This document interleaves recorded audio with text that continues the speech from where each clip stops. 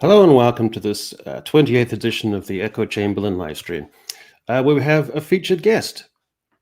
Andrew Doyle is a playwright, journalist, and political satirist who regularly writes for Spiked and runs a comedy night in London called Comedy Unleashed. Since 2021, he has hosted a weekly show titled Free Speech Nation on GB News.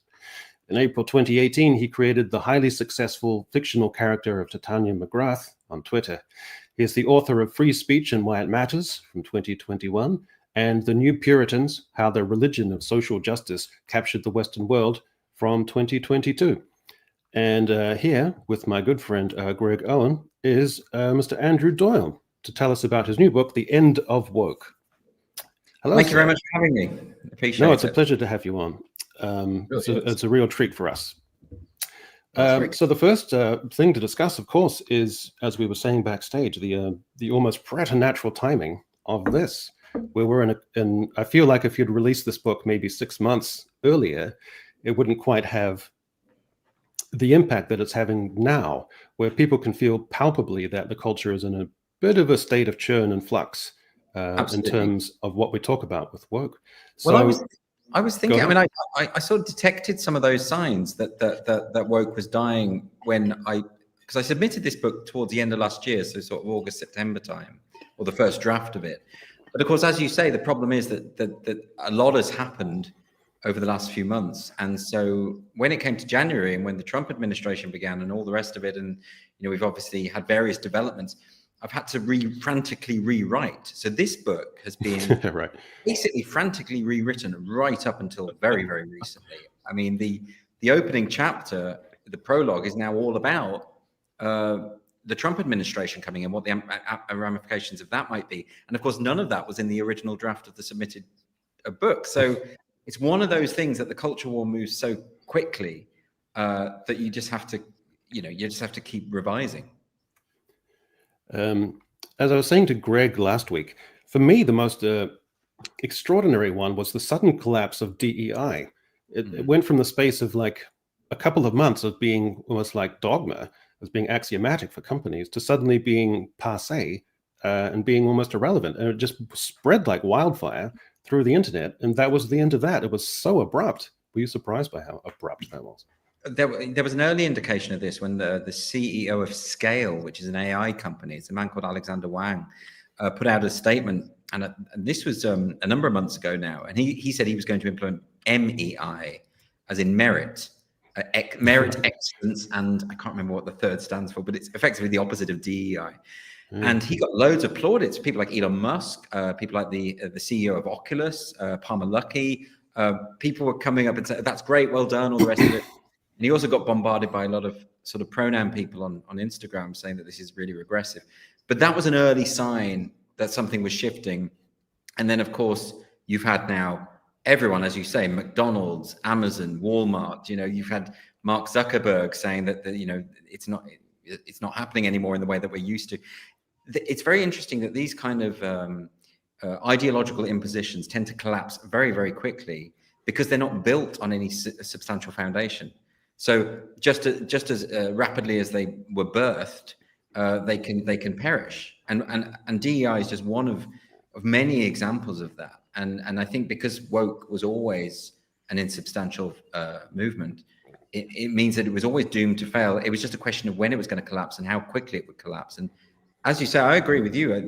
It seems shocking, but on the other hand, I suppose if you were looking at it from a historian's point of view, if you can imagine someone like Robin DiAngelo, who styles herself as a whiteness expert, this middle-aged white woman who wrote a god-awful book called White Forgot about that.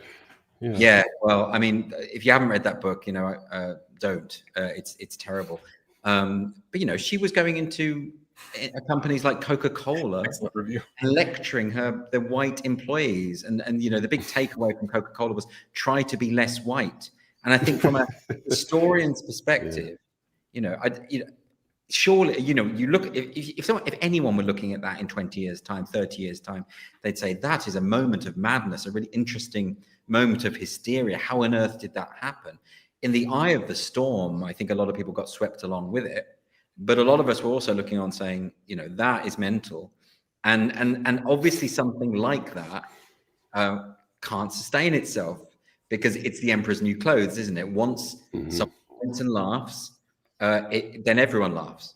And there was too much sort of fear. There was too much intimidation built around this stuff. Too much fear of being called a racist for anyone to criticize nonsense like the stuff that D'Angelo was peddling. But it's all, the emperor has no clothes now, and everyone knows it. Everyone's willing to say it. We're in a really interesting time, I think. Well, yeah, go ahead, Greg. What do you think was the catalyst for how quickly that happened? Because I mean, you made a Titanium McGrath. What was it, 5-6 years ago? I mean, you've been seeing the absurdity of this, and a lot of people have been seeing the absurdity of this for a long time. So, if you had to, if you were the writing the history of this, do you think that you could point to something or a small collection of some things that was the final catalyst where everybody just finally decided, okay, this is dumb. I'm not going to play along with this anymore?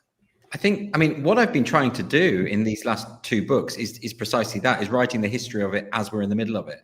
In the New Puritans, what I made sure that I was footnoting it endlessly, so that there are very detailed notes with receipts, because I think the risk is that a lot of people in the future will read it and think it couldn't have happened, right? So that's true. I really do think that. And I think a lot of the stuff happened as well because people couldn't believe it was going on. For instance, men in women's prisons, rapists in women's prisons. The reason why that was able to persist for so long is I don't think people really believed that could be a thing, right? So so I've been trying to keep, I mean, and the same with this book, is that there are endless endnotes in this book just so that we have a record of, so that no one can come along and say you're making all this up, which of course was one of the main strategies of the woke, was saying there's nothing to see here. If there's a tipping point, and I think that's what you're alluding to, Greg, is the idea of what is the moment that tips over? I think it's a concatenation of things. I don't think it can point to one specific moment, but I think it definitely has a domino effect. I would say at the moment the things that are most significant are the Trump administration, the defeat of Kamala Harris. I would say the Supreme Court ruling a few weeks ago, which says that biological sex is, that you can't change sex, and that sex in the Equality Act means biological sex. That's a major thing, which will ripple out and reverberate across the world, I've no doubt. And then also the caste review, which is another sort of major element. And I think also, just the discrediting of Black Lives Matter has been huge. The fact that so many major individuals within that movement have been exposed as fraudulent, self-seeking. I mean, how much of those millions raised went to poor Black families? None. So now that it's all coming out, there's all these various things happening at the same time, which is discrediting it. But what's very interesting, I suppose, is that it's still clinging on, isn't it, in certain key areas? I mean, there are real battle lines drawn up internationally. I mean, if you take what's happened with the Supreme Court ruling in the UK, where does that leave the Australian situation? In Australia, you have the Sal Grover case, where a judge very recently ruled. Do you know about the Sal Grover situation? I'm not familiar. I probably should be as an Australasian. Well, so Sal Grover, who's a former Hollywood scriptwriter, who set up in the wake of Me Too, set up a female-only app because it was felt that women want their own space. A man who calls himself Roxanne Tickle went on the app, was thrown off because he's a bloke, quite obviously a bloke, and she actually had facial recognition software on this app which would identify men. Oh my God, really? And that's Orwellian. Well, yeah. On the other hand, it's for women only, and men will whack on a wig and claim to be women. So and he took her to court and won. And this was just a few months ago. The judge in the case ruled that sex is changeable. Now that is factually wrong, but in Australia it's legally right. Now that puts someone like Sal Grover, of course, would now be protected in the UK under our laws, but not in Australia. And I just wonder what more. I mean, my view on that is that ultimately reality will win out. Sal is appealing her case. Ultimately, you can't have a situation where a judge decides to overrule objective reality for the sake of the hurt feelings of a man. Yeah. It's not really how this can work. So I think ultimately we will steer ourselves back to reality, because all such fantastical ideologies do collapse. They always do. Yeah, and I think market forces can intrude as well. With DEI, if corporate bosses can see that a DEI person is something that they can now delete from a spreadsheet, and that becomes permissible, then that can also have a domino effect as well. Yeah, and of course in Hollywood, same thing. The films that are more like woke sermons don't make money at the box office, and that was sustainable for a while when the ideology was so strong that people felt it was a price worth paying. But ultimately, capitalism will win out on that, I think. Okay, so what's interesting to me is that you describe yourself as fundamentally left-wing while criticizing political correctness and identity politics. And this is electrifying for me because I feel exactly the same. I'm fundamentally left-wing who feels a never-ending frustration with the left's inability or lack of wherewithal to regulate or divest itself of its flakier and prissier and strident elements. And I feel that there's a gigantic disconnect. I feel that there's millions like me, but the actual representation in the discourse is a trickle. And I think there's a massive disconnect there. So I'm interested in how you navigate sort of that space, because I tend to hang around with right-wingers or centrists because I'm going to have more of a fun time. And also I'm going to be able to express myself better. And so I'm wondering how you navigate that space. Well, I mean, I've gradually sort of reached the conclusion that left and right have been killed off by the culture war, that as terms they lack utility now. And that's one of the casualties of this culture war. But what I will say is, if we're dealing with left and right as traditionally understood, and I know that a lot of my right-wing friends don't like me saying this, but I don't think woke is an authentically left-wing movement in any serious sense of the term, insofar as it arranges things in such a way. I mean, let's take cancel culture, and Helen Pluckrose has made this point much more eloquently than I could. But cancel culture is a very good example of this, where effectively the only people who are immune to its effects are the super rich. So if you're someone like J.K. Rowling or Ricky Gervais or those, they can say whatever they want. They won't be cancelled. They're too big to be cancelled. Dave Chappelle is another example. Not that I'm justifying the horrendous abuse or anything that they get. Of course not. What I'm saying is, you can throw as much as you like at them, but they cannot be cancelled, right? Similarly, whenever there are conflicts between workers, the working class people who are saying, I don't want to go to this unconscious bias training session. I don't want to admit that I'm racist at work. I don't want all this stuff. The corporations, the bosses, the woke sides with them over the working class again and again, all the time. So if you have an ideology that arranges things in such a way that the only people who can speak out are in fact the super rich, that's not left wing. It's just simply not a left-wing movement at all. If you're going to go back to what those terms originally meant, it doesn't make any sense. This is an anti-working class movement. This is a very bourgeois movement. Whenever you see the activists, particularly for some reason the environmental activists, whenever they're caught, they speak in an almost caricatured, posh, plummy, kind of voice. Yeah, that's true. Yeah. They have names like, well, let's take the Colston Four, who destroyed the statue of Edward Colston in Bristol after the Black Lives Matter. I mean, one of them was called Hugo Ponsford. Another one was called Sage Willoughby. I'm not making this up. These are caricatures. These are from a Woodhouse novel now, and that's fine. It's not their fault. I'm not blaming them for being posh. That's where they were born, etc. But what I will say is there is a clear correlation between the excesses of the woke movement and the upper middle class. Certainly, as a rule, working class individuals who are struggling to feed their family are not bothered about what your pronouns are. Let's put it that way. So, although what I will say, in deference to the right-wing objection to that, is of course the origins of the woke movement do lie in a form of Marxism, insofar as it's not so much Marxism, a Marxian philosophy, insofar as it's adapted from the cultural term. When all of a sudden you had philosophers and thinkers replacing the notion of class and economy and money with identity, with group identity, so you have the same kind of framework as the traditional left, but readapted and morphed and metamorphosized into this other thing, which is obsessed with this monomania for group identity. So it has it, and of course it has its origins in I suppose the postmodernist thinkers of the 1960s, particularly Foucault and Derrida and Lyotard and people of the French. I'm going to blame the French, but similarly, you also have the Frankfurt School, and from the Frankfurt School, you get this deep mistrust of popular culture, which you clearly see in the woke movement, where they want to censor certain TV shows, censor certain books. They don't trust the great unwashed to be contaminated. So you do, certainly, if you were to trace the origins, which is what I did in my last book, is sort of trace the origins of the movement.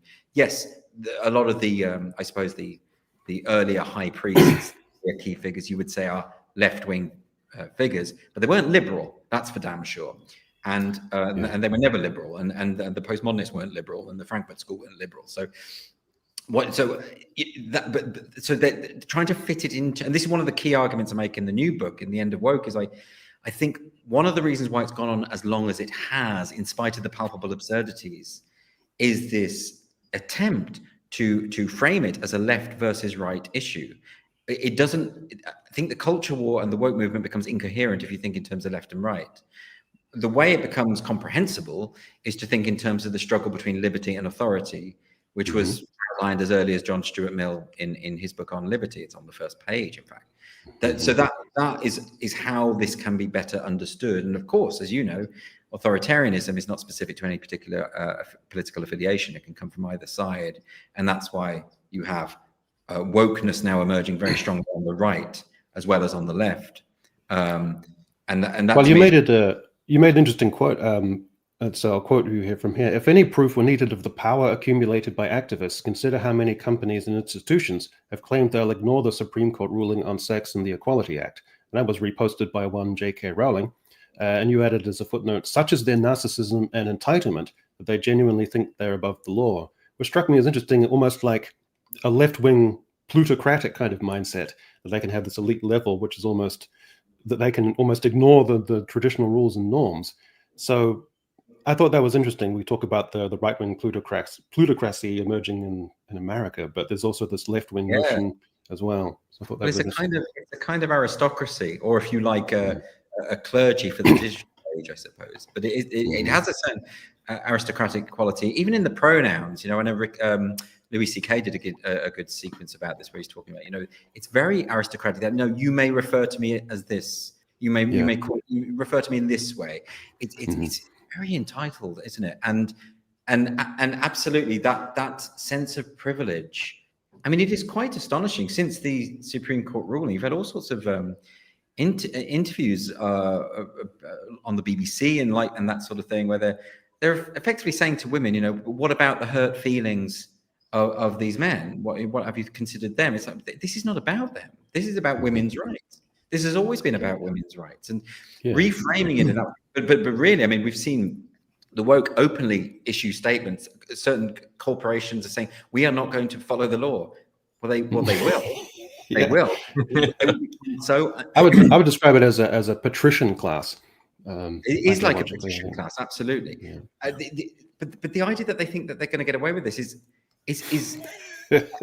also, if you're going to break the law, don't tweet about it.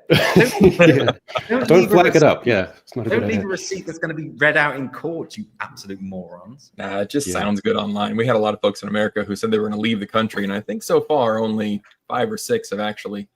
Well, Ellen DeGeneres left, didn't she? Yeah, I think so. Tom Hanks left. Yeah, a couple of them did. Yeah. Well, I'm always. Oh, go ahead, Greg. No, well, your comparison to the whole middle class thing is interesting. That is kind of a bourgeois concept, and it's like not a new pattern either. And in America, it's really interesting because Americans have always had a fascination with Britain. And there's a speaker that I like. He goes around talking a lot. Rob Henderson. He has this idea of luxury beliefs that the woke ideology is like a luxury. It's a celebrity type thing. It's people that have a lot of money and have a lot of status. You're absolutely right. They get to have these beliefs because it doesn't really affect them. They can say these things publicly, but not have to suffer the consequences. And while you were talking about it, kind of reminded me that that's how the sort of aristocracy in America started. Even at the beginning of our country, were people that were still interested in the hierarchy of Britain, and rich people here dressed themselves in that way. They wanted to be lords and ladies, even though we didn't have land and titles and things like that, but they still liked that. They still like that role. So people love to play that role, and they always have. And this is just the latest iteration of that mindset. Yeah, there's a lot of status involved in all of this. And I can't remember who it was, but someone someone tweeted about this, is that, you know, so often now when you have the sort of the more zealous of the woke who are attacking people online, is if you look back at their tweets about 10 years ago, they're on the other side. They're often like calling people trannies and being really sort of objectionable in all sorts of ways. And what it is they've found a new way to bully. You know, this is now the way that you can exert power, that you can gain status. Whereas before it was just punching down at people. Now it's pretending. Now it's still punching down at people, but pretending that you're punching up. You know, it's not a surprise that because, you know, we are of course status seeking, as it's in our nature. And wow, I mean, the woke have not only accrued incredible institutional clout, but they've been able to do it and at the same time propagate the notion that they are the underdogs. That Yeah, is that's true. incredible. Yeah. That's an incredible coup, isn't it? Simultaneously the institutional, like orthodox establishment, and also simultaneously the underdog socio-culturally. That's quite a feat.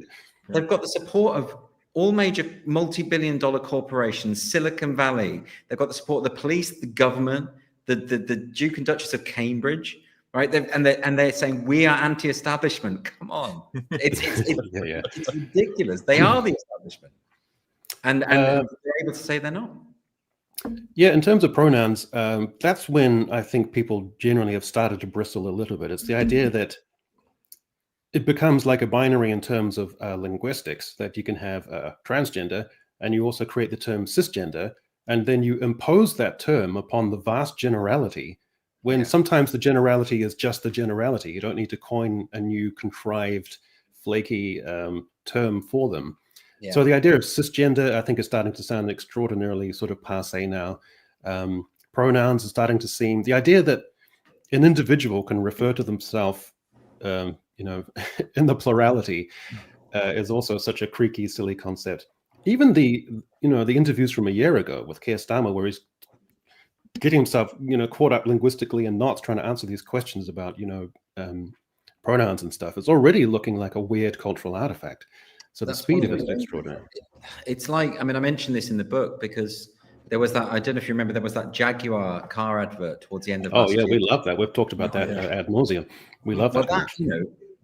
You know, with those sort of epicene models and, you know, smashing up with not a car in sight, but, you know, just a sort of DEI promotional video, which I'm sure probably went through their mill very early on. But by the time it aired, it looked dated. It looked tired. It looked old-fashioned. Now, isn't that weird? You know, something that just 3 years ago would have seemed quite contemporary has dated so rapidly. And the pronoun thing is the same. Notice people like Pete Buttigieg and Alexandria Ocasio-Cortez removing their pronouns from their bio. Yeah, it's great. That video of Jeremy Corbyn just a few years ago saying his pronouns for an interview, like that won't happen now. I just think that it's also, I think people have recognized it for what it is, which is a purity test. And it is a declaration of faith. And to ask for someone else's pronouns is to say, I want you to declare belief in my God as well. And so therefore it is the route that we have had towards compelled speech. And whereas lots of people have said, just as advice, why don't you put the pronouns in your emails? Why don't you start every meeting by this declaration of pronouns, etc.? And it was always very coercive. Until you actually had, I mean, there's one case I mentioned in my book of Fran Itkoff, who was fired. She was a volunteer for the National Multiple Sclerosis Society, was fired because she didn't understand why she was like in her late 70s. She didn't understand why she was being told to announce her pronouns. They got rid of her. Now they had to backtrack because that's absolutely insane. But it's the sort of the twisting and the contortions. It was never really about pronouns or identity. I mean, it might have been to certain individuals, but really it was about exercising power. If you can say, we're going to change this thing, our language, the English language, which is the thing that we all share and own, it is a guarantee against elitism that we have standards of language, because it means everyone has a level playing field, right? If you're going to come in and say, no, I'm going to insist that we reshape language in accordance with my beliefs. That's an incredibly powerful position to hold. Not only that, that we can then punish you for using the wrong language, right? Which is what's happened in Canada, of course, where you can actually end up in jail for misgendering. The clout that this gives you is absolutely immense, which is why it was always had to be resisted. And similarly, I mean, I know friends who are I've got friends who are actors, and some of them don't work now, and they say that at the start of every rehearsal process, the first thing that happens is people say their pronouns, Really? God. and they won't do it. And the thing is, if you don't do it, it's not that you get fired. It's subtler than that. You just won't get rehired. You won't get the role next time a role that would be otherwise right for you. Mm-hmm. That sort of low-level continual intimidation was what the pronoun thing was all about. And then, and particularly with this they/them idea, they/them has evolved very for very good reason to be a plural pronoun. Our language has evolved to have plural and singular pronouns for the sake of comprehensibility, right? Mm-hmm. It doesn't need any of the media class decided they were going to embrace the idea of they as a singular pronoun. They did it with vigor. But the trouble is that anyone reading those articles, when you read an article about Sam Smith, halfway down, you don't know who they're talking about. It becomes, at the very least, inelegant and most of the time incoherent. So people who are adopting these new speech codes, they have to surrender the ability to write well. That's the first thing. But they're also surrendering the clarity of their prose. People don't understand it. And even the people who subscribe to it always trip themselves up and they end up saying he and she and then correcting themselves. It's a big mess. It's a big minefield. And then you have various activists trying to draw on the past and say, well, Shakespeare used the singular. For fuck's sake. All that sort of stuff. As though that is an argument for using it, even though that's wrong, by the way. I mean, that's not true. He used what we call notional agreement, where he suspends semantics for the moment in order for the elegance of the phrase. He's writing poetry, let's not forget. It's simply not true that he's referring to individuals as they and them. That doesn't happen in Shakespeare. With the articles, it never got through the syntactic kind of glitch where you see the they or them and you have to adjust, and it never got past that. It never found any sort of elegance. It doesn't work, does it? It's. I even quote an example in the book of a review of a book by Judith Butler, and the reviewer is very critical of Butler. But the reviewer starts talking about they, because Butler, she likes to be called they now, of course. And the review starts talking about they, and then starts talking about gender critical feminists, and says they, and then it's not clear whether you're talking about the gender critical feminists or the or Butler herself, and the sentence actually becomes confused from a reader's perspective. Yeah. And that, I think, will go as the problem we had was that because the media style guides all decided that identity was all important, therefore we had to adapt to these codes. It just meant that there's going to be a period of about 10 years where there's a lot of bad writing in the media. And that will then start filtering out again all these ideological impositions, like, for instance, and I know certain publications still do it, where they capitalize black, but they don't capitalize white. Well, that's a clear ideological statement of fealty to a faith, to a religion. That will go as well. That will disappear within a few years as well. But at the moment we're in that interesting period where we are still having to negotiate these various things that are happening. But they're those 90s, the 90s, gigantic figures like Judith Butler with Gender and Subordination, I think, was one of her bigger texts. Gender Trouble. Gender Trouble, It is awful, an awful book. Yeah, I think in America, I think American democratic perspectives, they felt they had to have the pronouns in order to navigate the primaries and elections. But I don't think they even need to do that now, because as I was saying to Greg, in the current climate with the disproportionate emphasis on this stuff, you can't win Michigan, Pennsylvania, and Wisconsin. And I think they're finally starting to get their head around that. Fascinating New York Times findings after the election showed that from 2012 onward, it showed the decline in black voters for the Democratic Party, for other minority voters. So if you're even losing the people that these shibboleths are designed for, and you're ditching and losing them, eventually the math, you just got to confront it. So I think that's the reality they run into. It was never popular. The woke movement was never popular. It was always a top-down imposition. I mean, there's a study by the More in Common initiative, and they found that I think at the height of wokeness in both the UK and the US, it was only ever really supported by 8% of the population, which means that it's a minority not just amongst conservative voters, but also amongst left-wing voters. Not only that, it's a minority in all age brackets, including the youngest. So in other words, this has never had popular support. And if you want to live in a democracy, there's gonna be a consequence to trying to impose this deeply unpopular thing. I mean, the example with Trump, I mean, you now have him passing these executive orders regarding men and women's sports. That's an issue, for instance, where even a majority of Democrats are with Trump, right? So ultimately, that's going to, as I say, I think in a democracy, that's how it works, isn't it? You can't just keep pushing unpopular things unless you want to live in a tyranny, and that's how you get around that. Well, with a Yank and a Brit on the thing, I want to ask America or the UK, who was worse? So I went through the American crises. So America facing an opioid or crises or epidemic, choose. So an opioid epidemic, a homelessness epidemic, a gun violence epidemic, an obesity epidemic, a loneliness epidemic, and a debt epidemic. And yet America still just bustles along being America in its own kind of loud kind of way. But in the UK, looking from afar, it feels as if the rot has set in somehow, in some sort of intrinsic way. Some sort of intrinsic way, can the UK ever properly come right? And what would that even look like? There are all sorts of issues, aren't there, with the UK?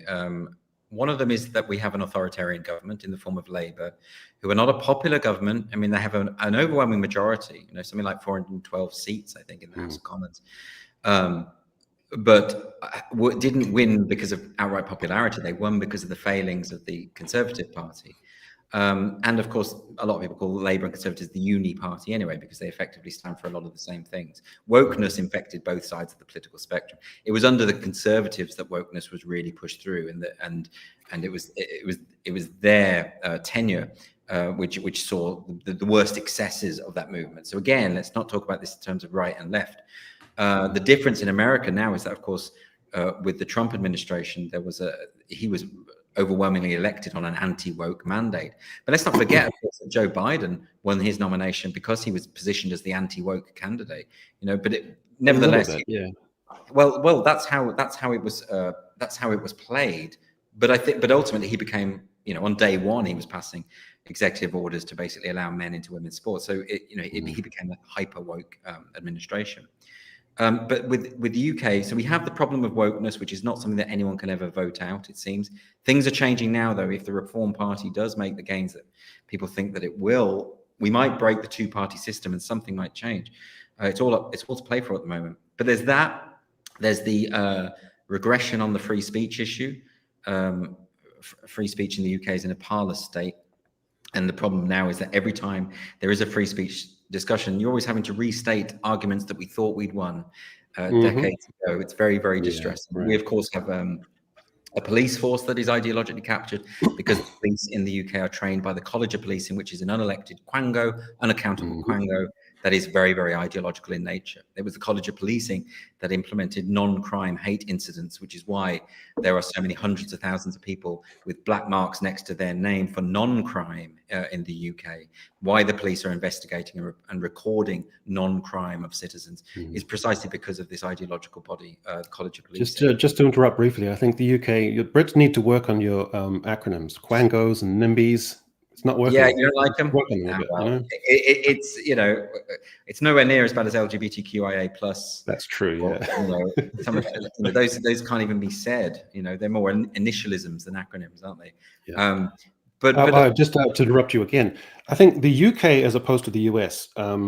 So in the US, you've got more clearly regional or state lineated state legislatures where regions or states can have their own thing. But with the UK, it seems more nationally, kind of more ponderously integrated into the fiber of everyday life, like police adopting protocols, inclusivity measures and stuff. That always seems national, whereas in the US, you seem to have these kind of cultural and regional buffers.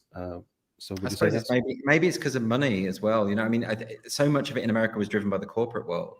And then when the corporate world weren't on side anymore, now that you've got Jeff Bezos coming over to Trump's side, that sort of thing, that changes things in a way that, the UK, for instance, we have the BBC, of course, which is the state broadcaster. I think they do a pretty good job when it comes to holding both political parties to account. But when it comes to wokeness, they are completely ideologically lost. Absolutely lost, and to the extent that I don't think it's salvageable at this point. But they have no financial incentive not to be woke. They can keep trying to impose this stuff against the will of the public, as they've been doing for a long time now, and there are no consequences for them. And it's really bad at the BBC. I mean, we could go into that if you like, but there's also, as I said, the various quangos. They have the real power. The civil service. I mean, there have been whistleblowers within the civil service in the UK saying that there are civil servants who openly defy the instructions from the Home Office or the elected government of the day, because they think that it's their role to oppose the tyranny from above. They were doing this throughout the Conservative tenure, and that's terrifying, isn't it? Because then you've got a kind of shadow government that is unelected, that is doing whatever it wants. A lot of the things that Elon Musk has been picking out with Doge, for instance, similar kind of thing. When you had FEMA is a good example. When you had the hurricanes, and a supervisor at FEMA instructed workers not to support houses if they had a pro-Trump sign outside the house, right? So, Right. in other words, this is what people mean when they say deep state. You know, we're not talking about these weird WEF conspiracy theorists who think that Satanists run the world. We're talking about these the unelected people who are really the machinery of government, who will do whatever they want, irrespective of what they are told to do. The College of Policing is a very good example. The fact that 2 Home Secretaries instructed the College of Policing to stop non-crime hate incidents. The fact that the High Court told them it was effectively unlawful, and they still carried on. They didn't care what the government were doing. They're so sort of dogged about the promotion of their ideology. That's the problem we have in Britain, is unpicking all of that is going to be so hard. Well, as you said in the New Puritans live in a bifurcated world divided into sinners and saints. Using simplistic generalizations, they assume the truth of their claims a priori. For them, no evidence of sin is required to detect and denounce the sinners in our midst. That still holds up? It's absolutely true of this, but these are going to be the last bastions of wokeness, is those people who do see it as simple as that. I mean, they do think that any kind of challenge to their viewpoint is a form of heresy, and it has to be quashed. And it's therefore the reduction of all of these political debates to good versus evil, as opposed to different ways of looking at the world. I suppose that's always been a problem in politics. You know, the temptation to interpret disagreement as evidence of malevolence, or you know, I don't think there's anything new in that, but I do think it's been ramped up to Herculean proportions, and I worry about that. I you know, one of the things that I miss the most about what we call the before times is you know, I was able to have debates with friends who fundamentally disagreed with me, profoundly disagreed with me on matters of politics, and we would still be friends the next day. That isn't possible in these times. Now it is. Now if you disagree, it is interpreted as evidence of evil, or evidence of fascism, even. You know, so that's something we're going to have to try and rebuild, I think. Well, on that note, always, like any good YouTuber, I'm always keen for a scoop, so I have to ask. While he was enjoying a drink with friends in a Soho bar, a man called him an effing Nazi C-word. The man was enraged at Doyle for voting for Brexit and writing as his alter ego to Tanya McGrath for satirizing left-wing ideas on Twitter. Turns out that this man was no stranger, but the son of a close friend. Doyle, in fact, is his godfather. So I have to ask, is the relationship back on a surer footing?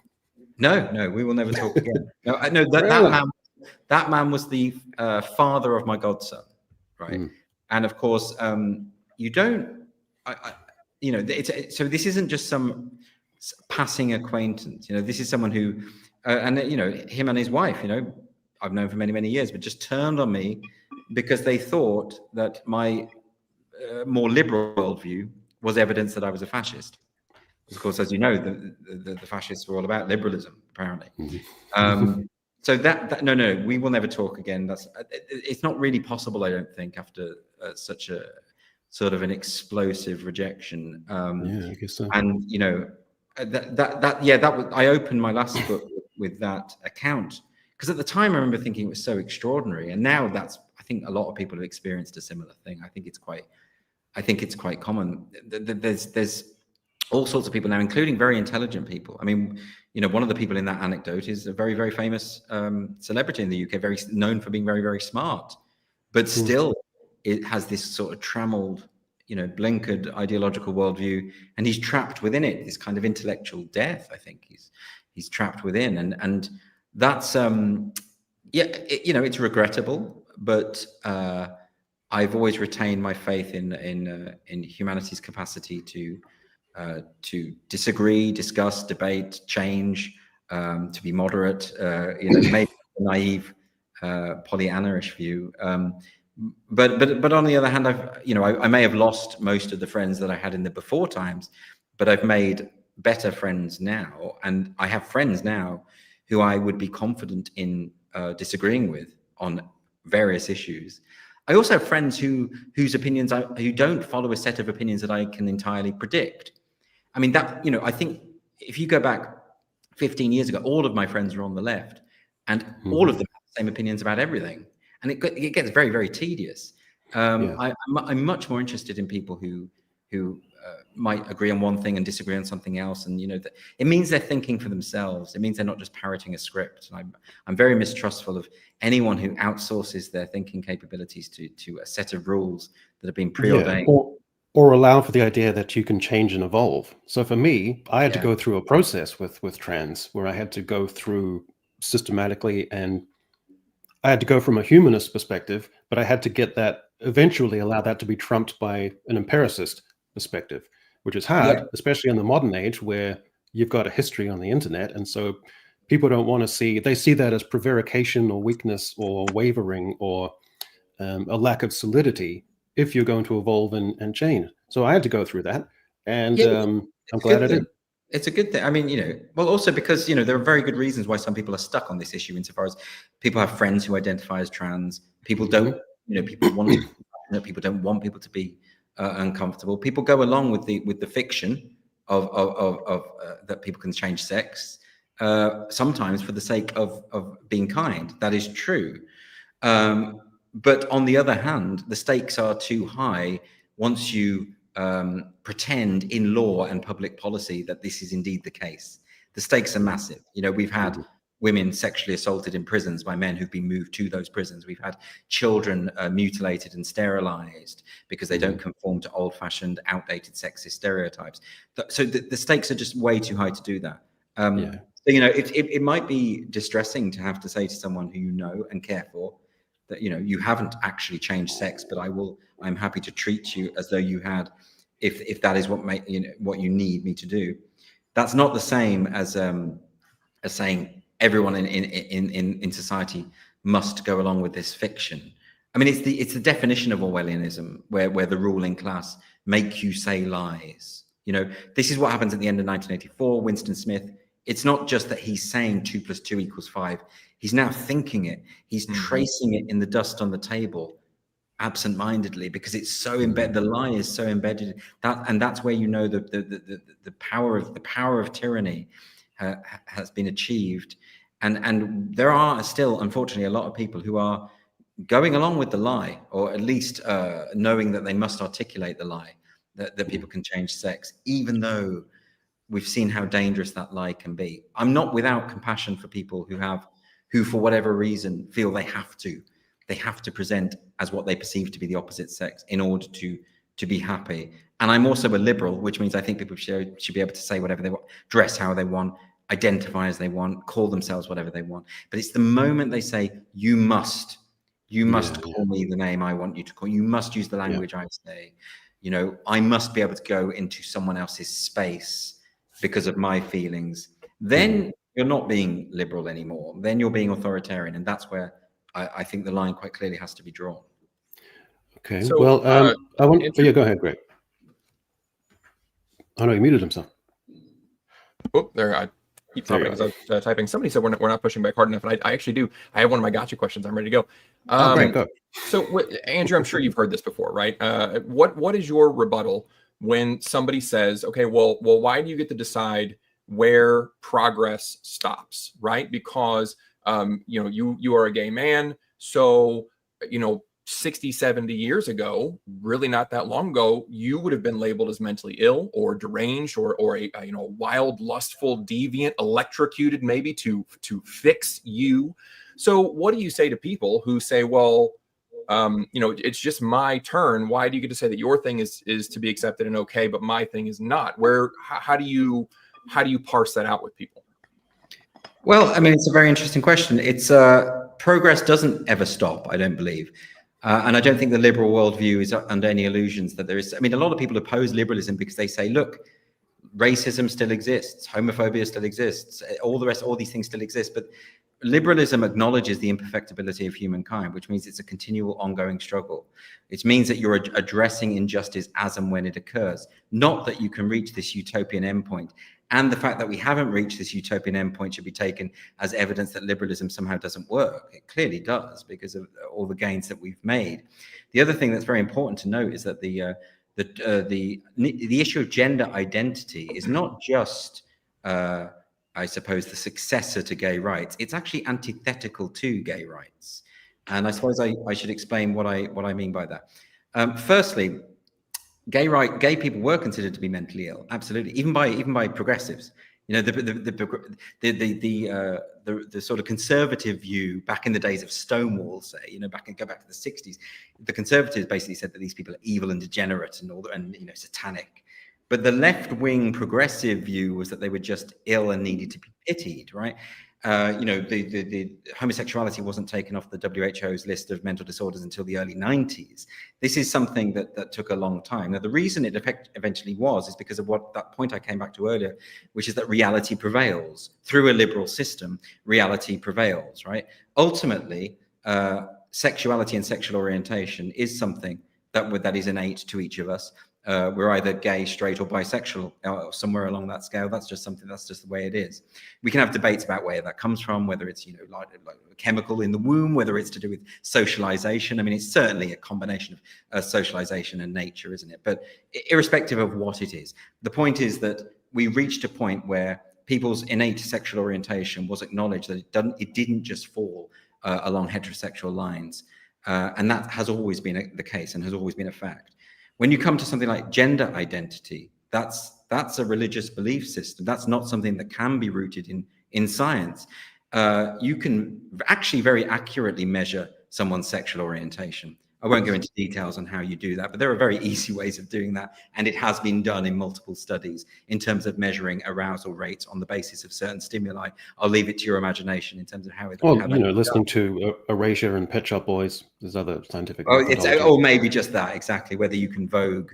But then, of course, if you talk about gender identity, that's not a thing. That's a self-perception. There is no sexed soul. Right. And if there is, and by the way, if evidence were to be found that we do have a gendered soul within us that might be misaligned to our body, if evidence were found of that, I would be the first to acknowledge it and say I got that wrong. Right. But there has been nothing close to any evidence towards that. Comparing the two is therefore a misnomer to begin with.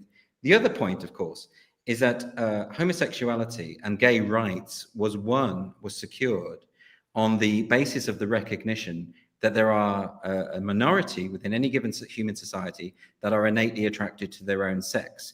That's how gay rights was secured. If you have a movement that comes along and says biological sex is not real, homosexuality is not real, what it should be is homogendered. In other words, people aren't attracted to bodies, they're attracted to this gendered soul within. What you are doing is ultimately demolishing gay rights. Gay rights collapses almost immediately. This is why you have a lot of lesbian dating apps, which are replete with men, sometimes bearded men, often men with penises, saying that they are women. But lesbians aren't attracted to men who think they're women. Lesbians are attracted to women. Similarly, I was contacted recently by a friend who was in a sex club in Germany, who was saying this place is full of young women who've had their breasts removed, who have been told that gay men are going to find them attractive. And they don't. And they're immediately obvious. And we've even had young women who have had mastectomies going into gay sex clubs and performing oral sex on men who don't know that they're women, which, by the way, is sex by deception. It's illegal. It's a form of rape. Now, all of this has happened, and this is not good for gay rights. And of course, the ultimate example of how this has been so terrible for gay rights is that predominantly gay kids, young people who are going to grow up to be gay, have been medicalized because people in the medical profession have mistaken homosexuality for a transgender identity. We know from Hannah Barnes's book, Time to Think, which was a study of the Tavistock Pediatric Gender Clinic in London, an NHS body. Good BBC investigation of that. Right. Between 80 and 90% of adolescents referred to that clinic were same-sex attracted. What does that tell you? That tells you that these kids who are being surgically corrected and put on drugs, puberty blockers, which almost always lead to cross-sex hormones, and in some cases to irreversible surgery. There have been up to 6,000 mastectomies in America of teenage girls under the age of 18. Now, this is largely, disproportionately, overwhelmingly affecting gay kids. They are fixing, heterosexualizing gay adolescents, which is what there is also data. There's also data that a lot of parents, on balance, prefer the idea that of their kid becoming transgender because it would be effectively a heterosexual thing that the child was still in. So there was a homophobia entangled in amongst that. All the whistleblowers from the Tavistock said again and again that was a major problem, not just among the staff, but also among parents who didn't want to have gay kids. There was a dark secret joke at the Tavistock clinic. The staff had a joke amongst themselves. They said soon there will be no gay people left because we're correcting them all. The idea that LGBTQ plus is a thing is so perverse, because what you're doing is you're forced teaming two antithetical groups. You are forced teaming gay people, same-sex oriented people, with the very ideology that wants to destroy them. So this idea that trans rights is just a rerun of gay rights is to get it precisely 100% backwards. If you are endorsing the notion of gender identity, you are attacking gay rights. You are promoting a homophobic ideology. We'll get to this in a second, but there's also the main contradiction for me was the idea that you've got left, broadly speaking, ideologically, that would embrace the idea of social constructivism, so not innate, but then with transgender, that it's like a gendered soul. So even that you start from social constructivism in order to allow the transition, and then once you've got to the transition, then you can ditch the social constructivism and talk about a gendered soul and innateness. So it just becomes this gigantic tautology that just looks completely confused. It's completely self-contradictory. It's completely confused. And what I would say to the people who are saying in your chat, why aren't you pushing back on this? I would ask, what is your evidence for gender, for this gendered soul? What is it? Can you define gender identity? Because I've read a lot of accounts of this from trans activists themselves. No one can satisfactorily define it. And I'll do a bit of pushback. Let's say that even in the Cass inquiry, we'll get to that in a second because I want to talk about this a bit, so put a pin in it. But even in the Cass inquiry, she did conclude in her conclusion that there is a very select small minority who will find alleviation from their gender dysphoria distress through transition. So even she conceded there would be a tiny amount. And even J.K. Rowling in her long extended essay, she did say that she did allow for the idea that there could be some people who, again, would find alleviation from their gender distress. So if you got those two big figures, would you as well allow for like a very tiny minority who would find that alleviation? That's not controversial. That makes complete sense. As I've said many times, there will always be a very small proportion of people whose happiness depends upon presenting as the opposite sex, and whether that means some kind of surgical intervention or whether that means simply cosmetic. That does not mean that we should be drugging children who are feeling confused about who are gender non-conforming or gay or autistic, or the various other comorbidities that were revealed during the study by Hannah Barnes. This is, it doesn't really follow, does it? We know, for instance, that the vast majority of gender-troubled youth, shall we say, or youth suffering from what they call gender dysphoria, that is resolved naturally through puberty. Effectively, and that's in the overwhelming majority of cases. So what you're doing is you're blocking the cure through puberty blockers for the sake of a minority, but you're condemning the majority to a lifelong of medication and sometimes some very, very horrific irreversible surgery. So I don't think what you've proposed there is actually in any way a contradiction to my argument. I think it actually in a weird way supports it.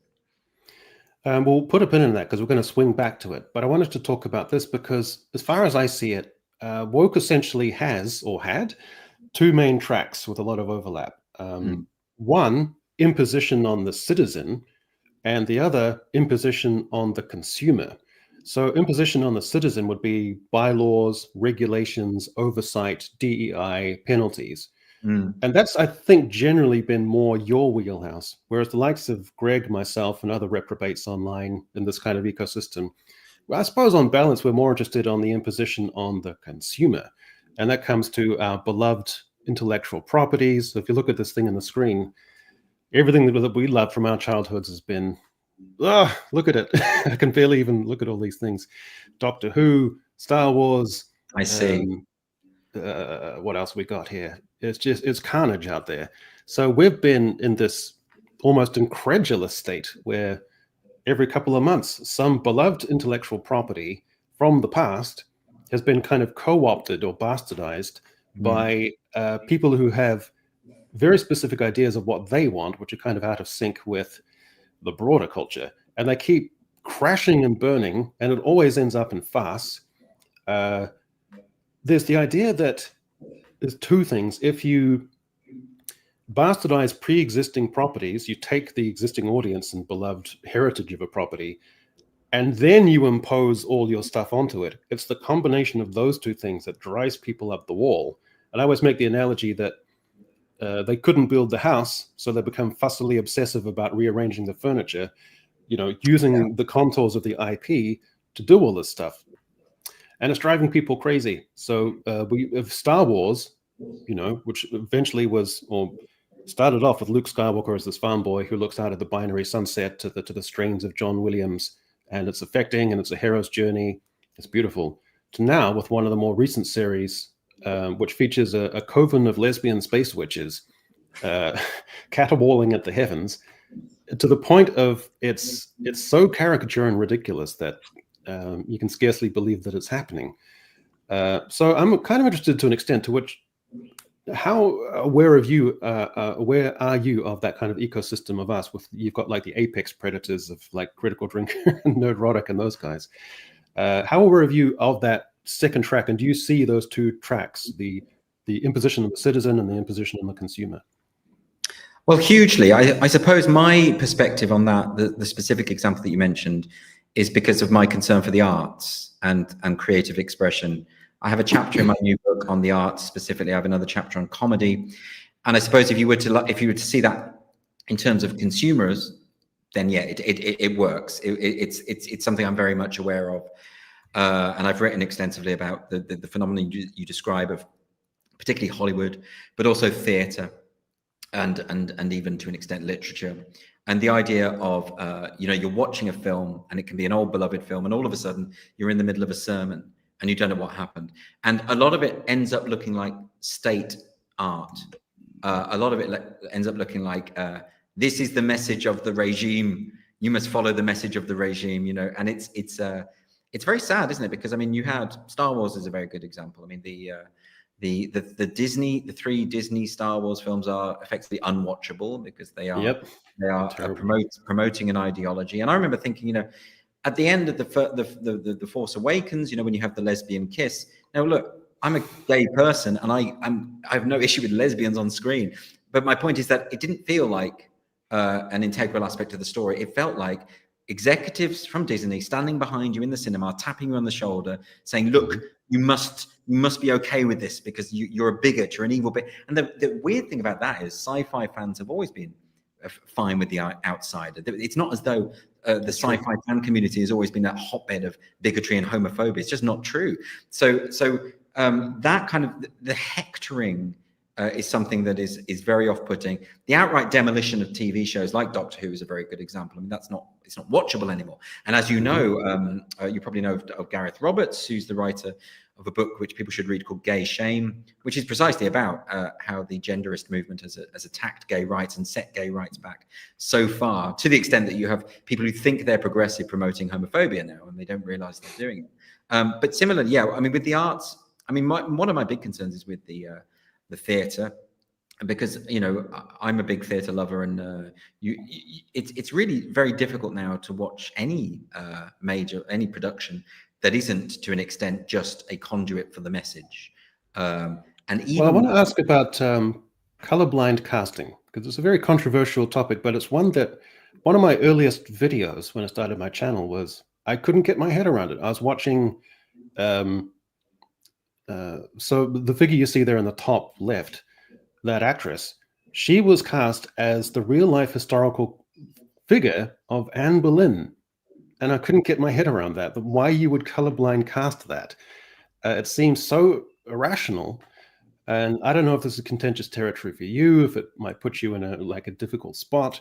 But I'm interested in your take because you're someone who's in the theater world, because it's so. And I saw a show called Vikings, where an 11th century Danish Viking leader was also played by a black woman, and I can't get my head around it. Well, what's happening there is there's a number of things. I mean, firstly, you have this sense of, one of the reasons the woke movement was escalated so rapidly is this widespread belief, one propagated shamelessly by activists, that we live in one of the most racist societies that has ever existed. It's an absolute hellhole. It's worse than Jim Crow. And of course, none of this is true. Study after study tells us that the Western world is the most tolerant society that has ever existed, particularly in terms of racial diversity. So it's never been true. So part of this has always been about representation and diversity on screen and in the theatre has always been about a moral message, saying to people, yes, we live in a pluralized society, multiracial society, deal with it. And of course, no one cared. Everyone knew we did anyway. No one cared about this stuff. But the other issue of it is it's a kind of goading. It's almost like saying we're going to do this, and if you complain, we'll call you a racist. And it's a show of power. Now, when it comes to diverse casting, I wrote about this in the New Puritans actually, because it's very interesting that if you go back to when I was a kid, when there was diverse casting or whatever you want to call it, no one noticed or cared. One of my favorite shows growing up was Red Dwarf. 2 of the lead actors are black.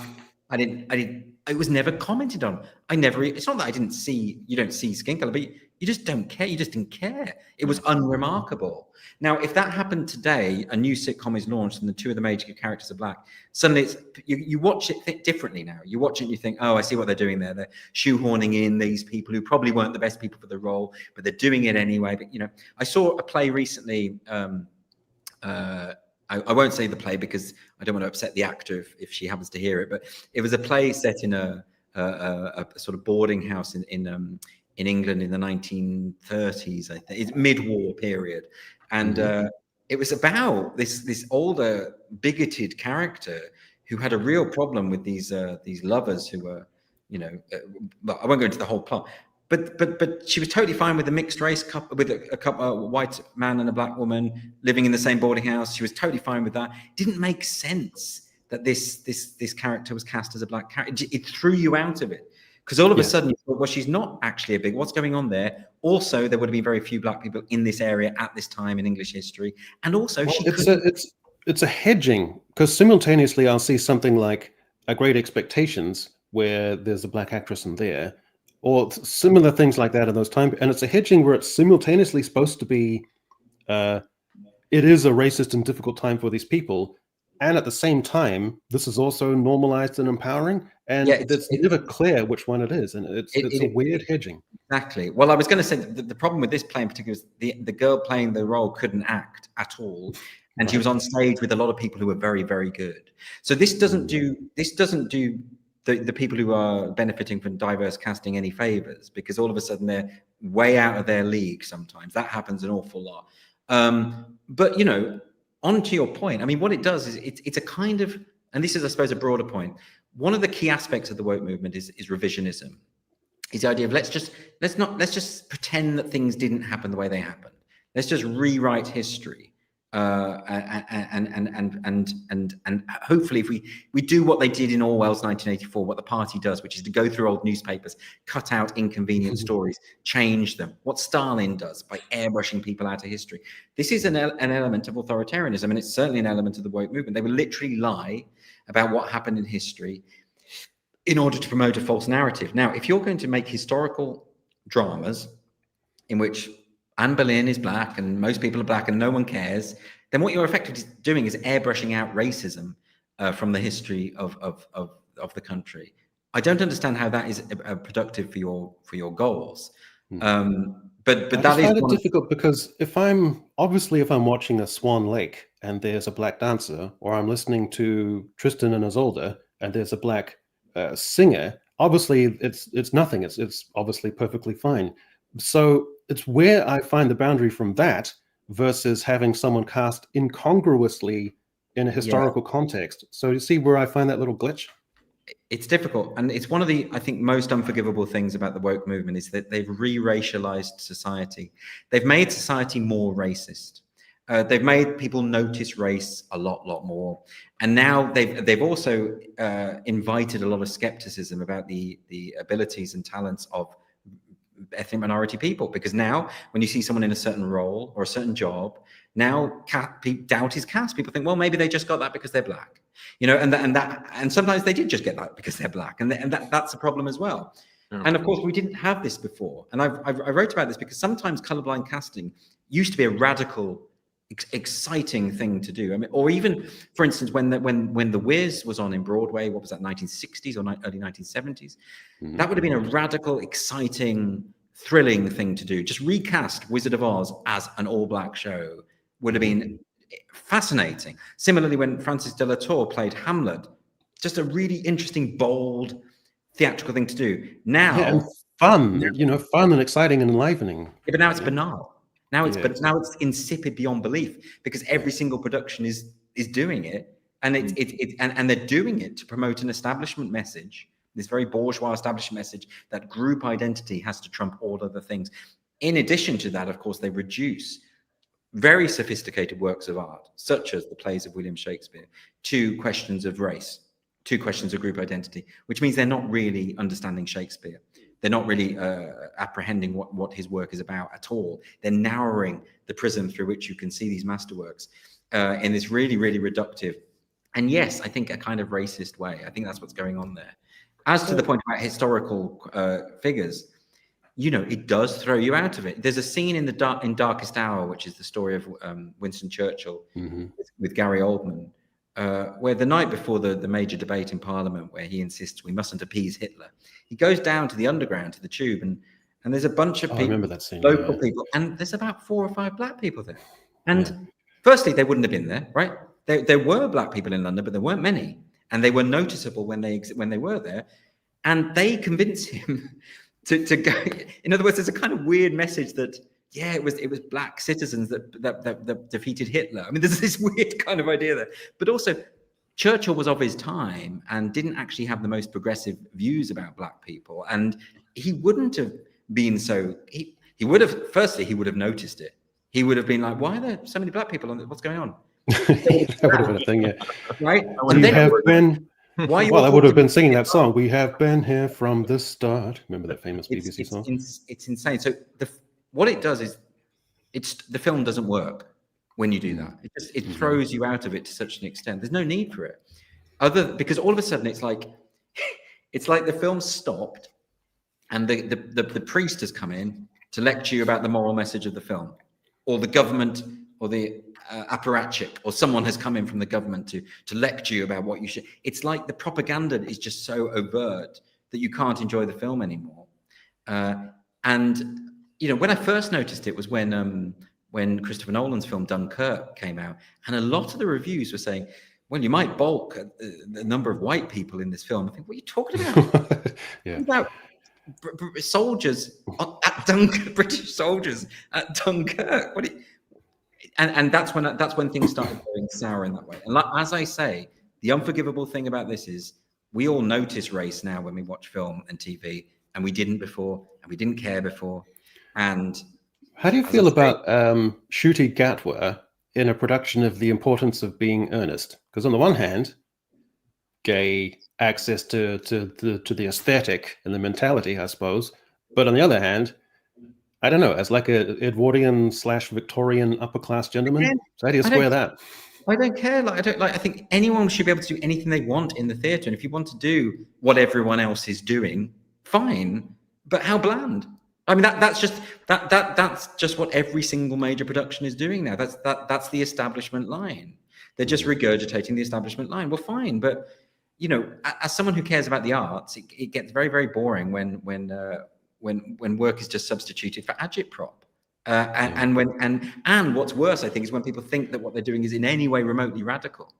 Like with the new Doctor Who, they celebrated the new pairing is the Doctor and the companion for the first time, 2 people of color. Who cares? It's not even remotely interesting. I particularly like the alien announcing its pronouns. That was the alien called the Meep. And then, Oh, actually, the doctor's trans-identified assistant called him out on it because he didn't ask, because he assumed the pronouns of the meep. Yeah. This is. We'll get to that again. We'll get to that in a second. But I want to get back to this now, because the collapse. I made in one of my videos. I made the analogy that trans activism failed and collapsed so quickly because it didn't get the adversary that it envisaged and it ideally wanted, which is reactionary conservatism. The adversary it got was institutional. You can't argue with Hillary Cass and the Cass report, and you can't argue with the Supreme Court. Institutionalism was supposed to be the bulwark, the thing underpinning the activism. That's what I think they were envisaging. So the fact that they got first the Tavistock inquiry, then in quick succession the Cass report, which was embraced across the political spectrum, and then the Supreme Court, it left activism with nothing to say and nowhere left to go. And the fact that they seem to get blindsided by people with MRNZ or knighthoods and peerages and stuff to their names and titles, who are respected as, you can't mess with these professionals.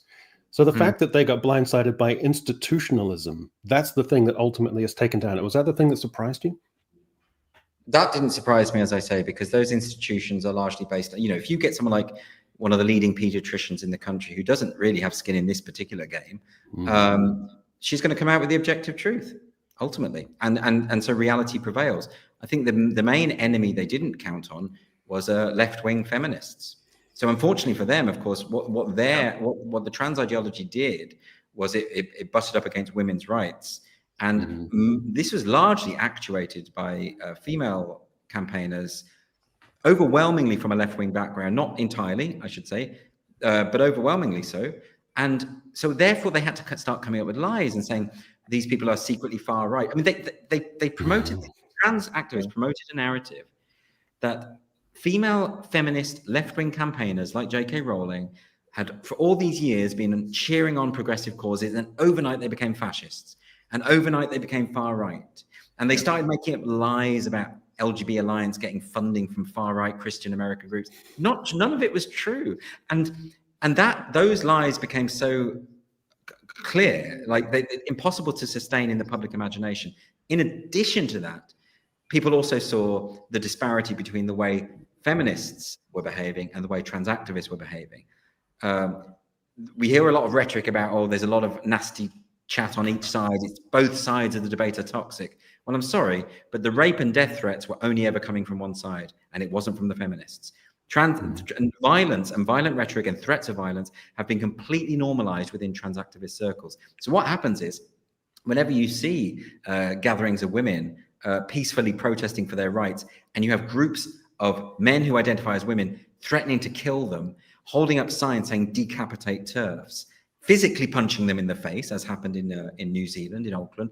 An elderly woman got punched directly in the face by a young man. Yeah, it was pretty messy. There was people chanting, "We will not be silenced, we will not be erased," while simultaneously streaming on their phone to their thousands of followers. They're bullies. And they are, a lot of them are misogynistic. A lot of them hate women. They hate gay people. If you look, it doesn't take long. If you just go down the sewer of trans activist online Discord, a man who identifies as a woman stood on a platform and shouted, "If you see a TERF, punch her in the fucking face." Now that, to me, you get crazy people at these things all the time. What was shocking about that was the whole crowd cheered and applauded.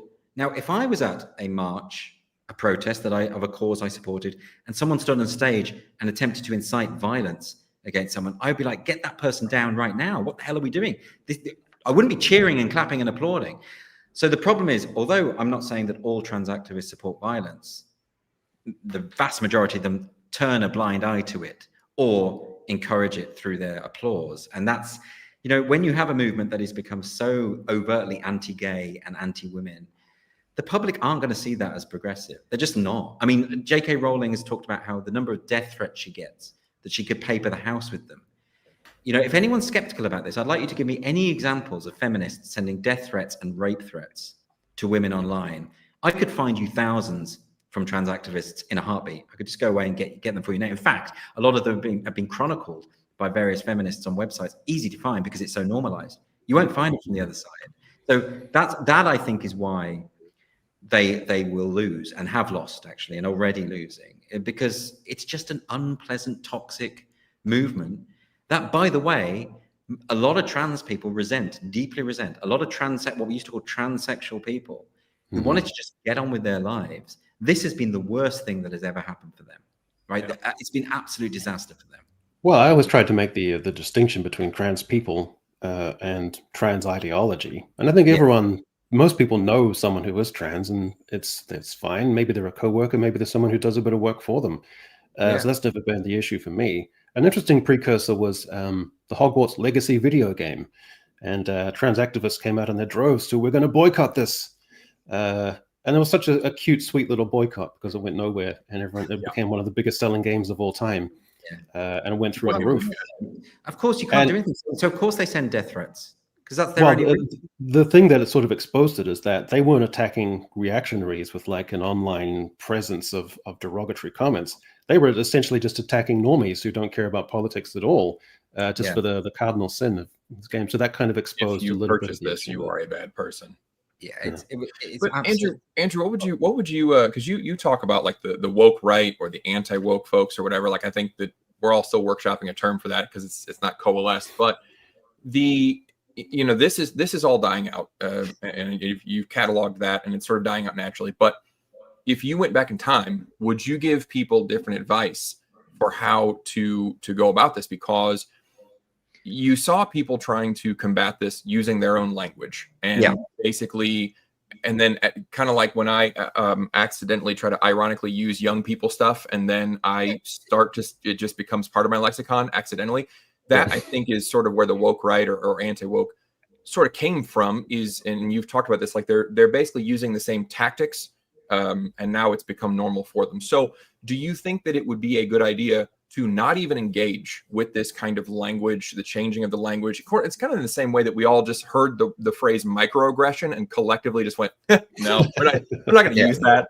Right? If we had all done that with all of this, all of the identity politics, all of the gendered language, the pronouns, all of that, would those things have starved to death, or would they have grown in the shadows and then suddenly popped out and been even larger because nobody was paying attention to it? Which those is the better way to go about it. They would absolutely never have caught on, never have had any clout whatsoever. One of the striking things about the extreme trans movement is that when people stand up to them, they just go away. They don't really have any recourse. It's in the workplace as well. If people just take a stand, that's sort of. I'm going to give you an example. When all of the younger members of staff at Penguin Random House turned on the management. They turned up at the office of the managers crying, saying, "You're publishing Jordan Peterson's book. He's alt-right. He's evil. You're making us unsafe." And they just said, "Well, okay, go and work somewhere else then." And same thing with the Dave Chappelle special that he had, the Netflix staff, younger, they turned up and they just issued a statement saying, if you're not willing to embrace all different types of perspectives, this might not be the company for you, which I thought was, whoa, that's big. I mean, we know this history. I mean, there's a moment in the Gulag Archipelago, the Solzhenitsyn book, where he talks about, this image of someone being dragged away by the soldiers, and what if someone had shouted out? What if someone had said something? Maybe it wouldn't have worked straight away, but if everyone did it, it would have stopped. It would, he says that it's all about the authoritarianism. Authoritarianism comes by increments, and it's the failure to say anything, to be bold enough. And I think that absolutely none of this would have caught on if people had just said very early on, wait, you want to accommodate men in women's prisons? No, that would have been it. If people had said early on, people can't change sex, but we understand that some people have, whatever psychotherapeutic problems they have, where they feel they need to present as though they are embodying sex stereotypes, then let them get on with it. But no one did that, and they were too afraid of being called bigots and all the rest of it, and so therefore it caught on. So I think absolutely you're right. Just say no. When these things come, like with microaggressions, just say no. We're not doing that. We're not. Isn't it interesting that this was the first? I mean, it should have just been a minor addendum to Obergefell, which was 2015 or whatever. It should have just been, okay, there's also trans So that's like a minor addendum, and then we're essentially resolved with all this identity stuff. Instead, this became the first of these multi-generational social narratives to actually go backwards. I've never seen that before. Isn't that interesting? It's the regressive thing, exactly. And there would have been an easy way to accommodate all of this early on, because, you know, if, for instance, when it comes to the record at the moment in the UK, for instance, the police, so many police forces, they don't know what they're doing when it comes to recording crime. So they sort of make it up as they go along. So some record it according to sex, some according to gender identity, some don't even record sex. All you needed to do from the very beginning is say, we're going to record everything by sex, as with medical records as well. Same problem with medical records, by the way.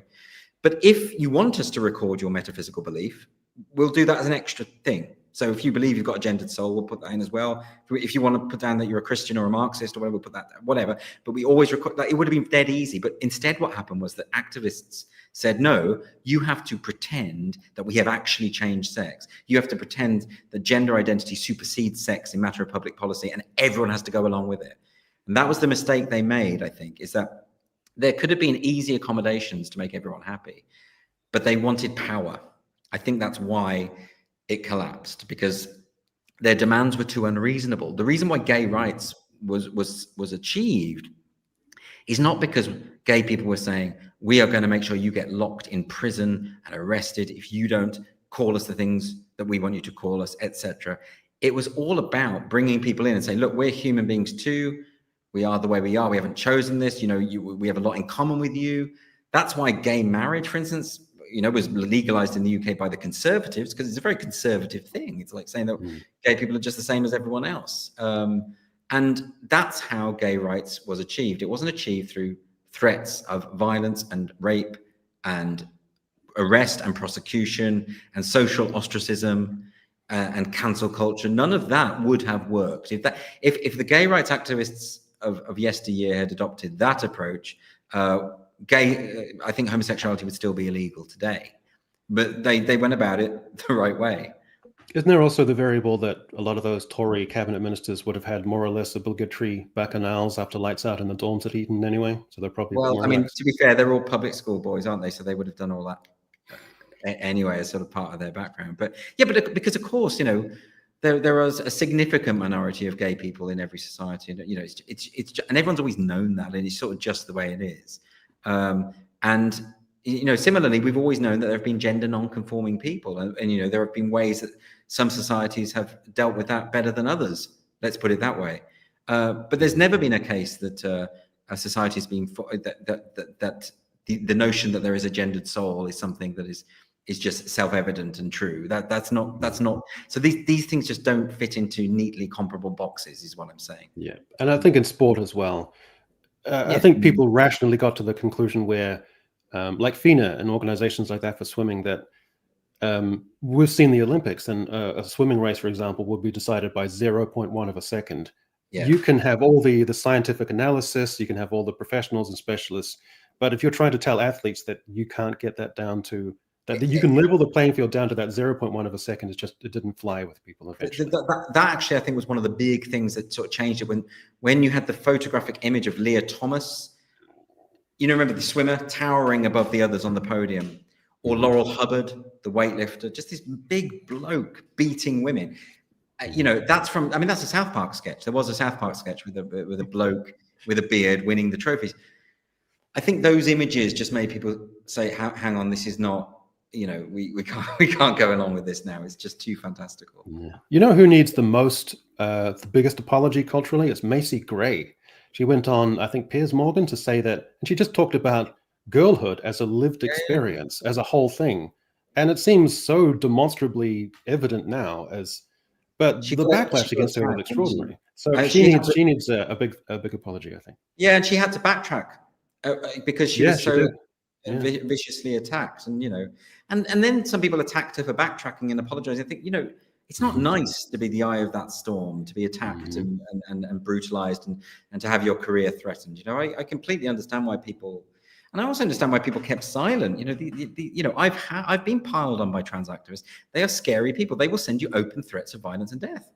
That, you know, that's just what they do. So that's not something I would wish on anyone. But I think that there are too many targets now. I think because more and more people are just confident about saying what they know to be true, they can't attack us all. And so, you know, they've lost their means of intimidating people now. I think, you know, it's not going to work anymore. Well, here's the consequences. So Doctor Who, 60 years that series has been going, and the ratings here, 1.58 million for the second episode. There are YouTubers that Greg and I know who will just post a video which is 5 minutes long, which gets 2 million views. And this is a BBC cultural institution, and there's been 20 million population growth since 1963 when the show first aired. So the identity politics was extraordinary. I'll see if I can go through it all. The transgender companion who saves the cosmos by being a bridging element. Then you had Maestro, the flamboyant transgender character who's an enemy who minces and flounces across the screen, hectoring us and screaming at us for a whole episode. I haven't seen it. Oh, they're extraordinary. And then you have Sir Isaac Newton is reimagined as South Asian, and just nonstop, over and over and over. It's extraordinary. Wasn't there a transgender alien giving birth or something? I don't know about that, but I think there was a pregnancy. I think there was a trans. Oh, I've written it down. Doctor Who. So a transgender companion, South Asian Sir Isaac Newton, an implied affair with Harry Houdini, a gay kiss in a Bridgerton episode pastiche, which is in itself a gaudy, vulgar pastiche of Jane Austen, featuring a Georgian England biracial royal marriage dubbed The Great Experiment, and then a recent episode about an incel young white man who was determined to reactionarily constrain his Indian girlfriend who resists, and he shooting out with cries in every single episode. And it's extraordinary stuff. Well, again, like if you want to make that show, make the show. Why do you have to hijack some other popular, well-loved show and turn it into this awful ideological tool? Why not just make your own show? But they're still going, even thougugh the ratings have collapsed. There's literally no one watching. That's because it's the BBC. They don't need to make money. They're the state broadcaster. Yeah, but a lot of people that I talk to in live streams, especially British folks, it matters to them. You know, they loved this show as an institution. And to see it co-opted and turned into this frivolous, high-octane, high-energy, shallow nonsense, which doesn't have an audience, and it matters to people. It's kind of sad. I get it, and it is sad. I mean, and I'm sure you sound like a Star Wars fan, so you're probably deeply saddened by what's happened. We're at the point of apathy where we make videos and we say, this is the last fucking time I'm making a video about Star Wars, and then some other shit happens and we make another video. Yeah. I think it is sad, but then you can just, it doesn't, we've all had situations where there's a brilliant film and then there's a terrible sequel. That doesn't cancel out the first film. I mean, the first Exorcist film is maybe one of the best films ever made. Exorcist 2 is one of the worst films ever made. And but that doesn't mean that the first film is bad. Or is tainted somehow. I think it's. I think you can just disregard any Doctor Who in the woke era and disregard any Star Wars in the woke era and just enjoy. I wonder whether they're going to go back and start in the way that George Lucas did with the first films, where he started adding extra CGI monsters and things. I wonder if they're going to do that with adding extra diverse casting. That's a thought. That's a thought. I mean. It's possible, right? Is this the worst ever era of American pop culture? This is a new thing which I'm seeing in like The Atlantic and other sort of like time-honored publications. So I want to see, is there a correlation? Because if woke entertainment was of high quality and was extremely engaging, and you could say, well, I can't argue with that because this is extraordinary quality, then would woke not be dying? But if you have the combination of woke tropes and elements in culture and entertainment, and the quality is bad and turgid. So do you think, like, there was an episode of The Last of Us, like a post-apocalyptic kind of zombie-ish kind of show, and the entire third episode was just a gay romance. It just stopped the show dead, the narrative dead, to do this one whole episode. And it was great. It was a beautifully acted, beautifully paced, beautifully shot episode. Everyone loved it. So if you have high quality with woke elements, people are actually surprisingly, I think, okay with it. I don't think but I don't think it will ever happen. I don't think great art can flourish in a woke culture. I mean, no masterpiece has been produced in the woke era. I don't think it's possible. There's nothing. I mean, there is literally nothing. And great artistic genius only comes along a few times every generation anyway. But I don't think, but the conditions have to be right. And I don't think the conditions are right now. So, God knows what we've lost. We've probably lost a Shakespeare or a Bach. Yeah, there are exceptions. There's like in our ecosystem, people go on and on about this show called Arcane, where the first season, Greg Udemet was like, heavy and woke identity politics elements and stuff like that. But everyone loves it because it was good quality. Well, and I think that brings up an interesting part of the conversation, and I'm sure, Andrew, you've gone into this in your books, that it's a moralizing, and that's part of, I think, what you get at with the woke right label, and how you have these people that are basically trying to equalize diversity and woke, because Arcane is a great story that has natural characters. The story is moved by the characters, not the plot dragging them along. And so, and it's something we were talking about earlier in this show, how there are a lot of people that won't watch the show because like, oh, girl boss, girls leading, oh, they're so strong, women. And they don't want to watch it because they've been tainted by that mindset. And you're absolutely right, Andrew, that now it's having the reverse effect of people refusing to watch a show because it's female led, because they believe that it's going to be preachy, when this one example is not. It's a fantastic show, but I wouldn't call it woke because it doesn't shove it in your face and say you, the viewer, are bad for not agreeing with this. It's a diverse cast of characters, and it's a great piece of art because of it. I mean, to give the example of female action heroes, no one blinked an eye at Sigourney Weaver in the Alien films, or we talk about that all the time, and her and Terminator, exactly, yeah. Terminator is a good example. Long Kiss Goodnight with Gina Davis, Foxy Brown. No one cared about this. I went to see these films, and I love these films, and I didn't think, oh, it's a woman, and but that is only now noticeable in today's era. So that's again another example, like with the diverse casting thing, where it's doing a big disservice to the very people that it purports to support. And and it just generally for the arts, I think you hit on something there, Greg, with the reason why woke art is never good is because it's moralizing, because its purpose is the purpose is no longer the art, the purpose is the message. And didactic works of art, although they have existed, always leave me cold anyway. I mean, as soon as a book or a novel or a work of literature becomes polemical, becomes trying to send a message, I just switch off. I'm just not interested. I like, as a key aspect of artistic representation in the theatre, moral ambiguities for me.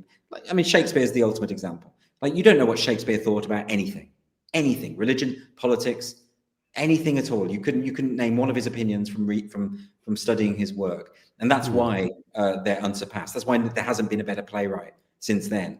As wild as the preface to his novel, saying that there is no art is not moral or immoral. Art is either good or bad. And Nabokov saying the point of art is not to adhere to moral wall charts. So all the greats have the same theme, I think. Yeah, well, exactly, because as soon as you say, like, someone like a filmmaker like Lars von Trier, who one of his techniques is to start out from a morally indefensible premise and see if his film can defend it, which is such a fascinating approach. Like with Antichrist, Antichrist takes the premise that what if women are evil?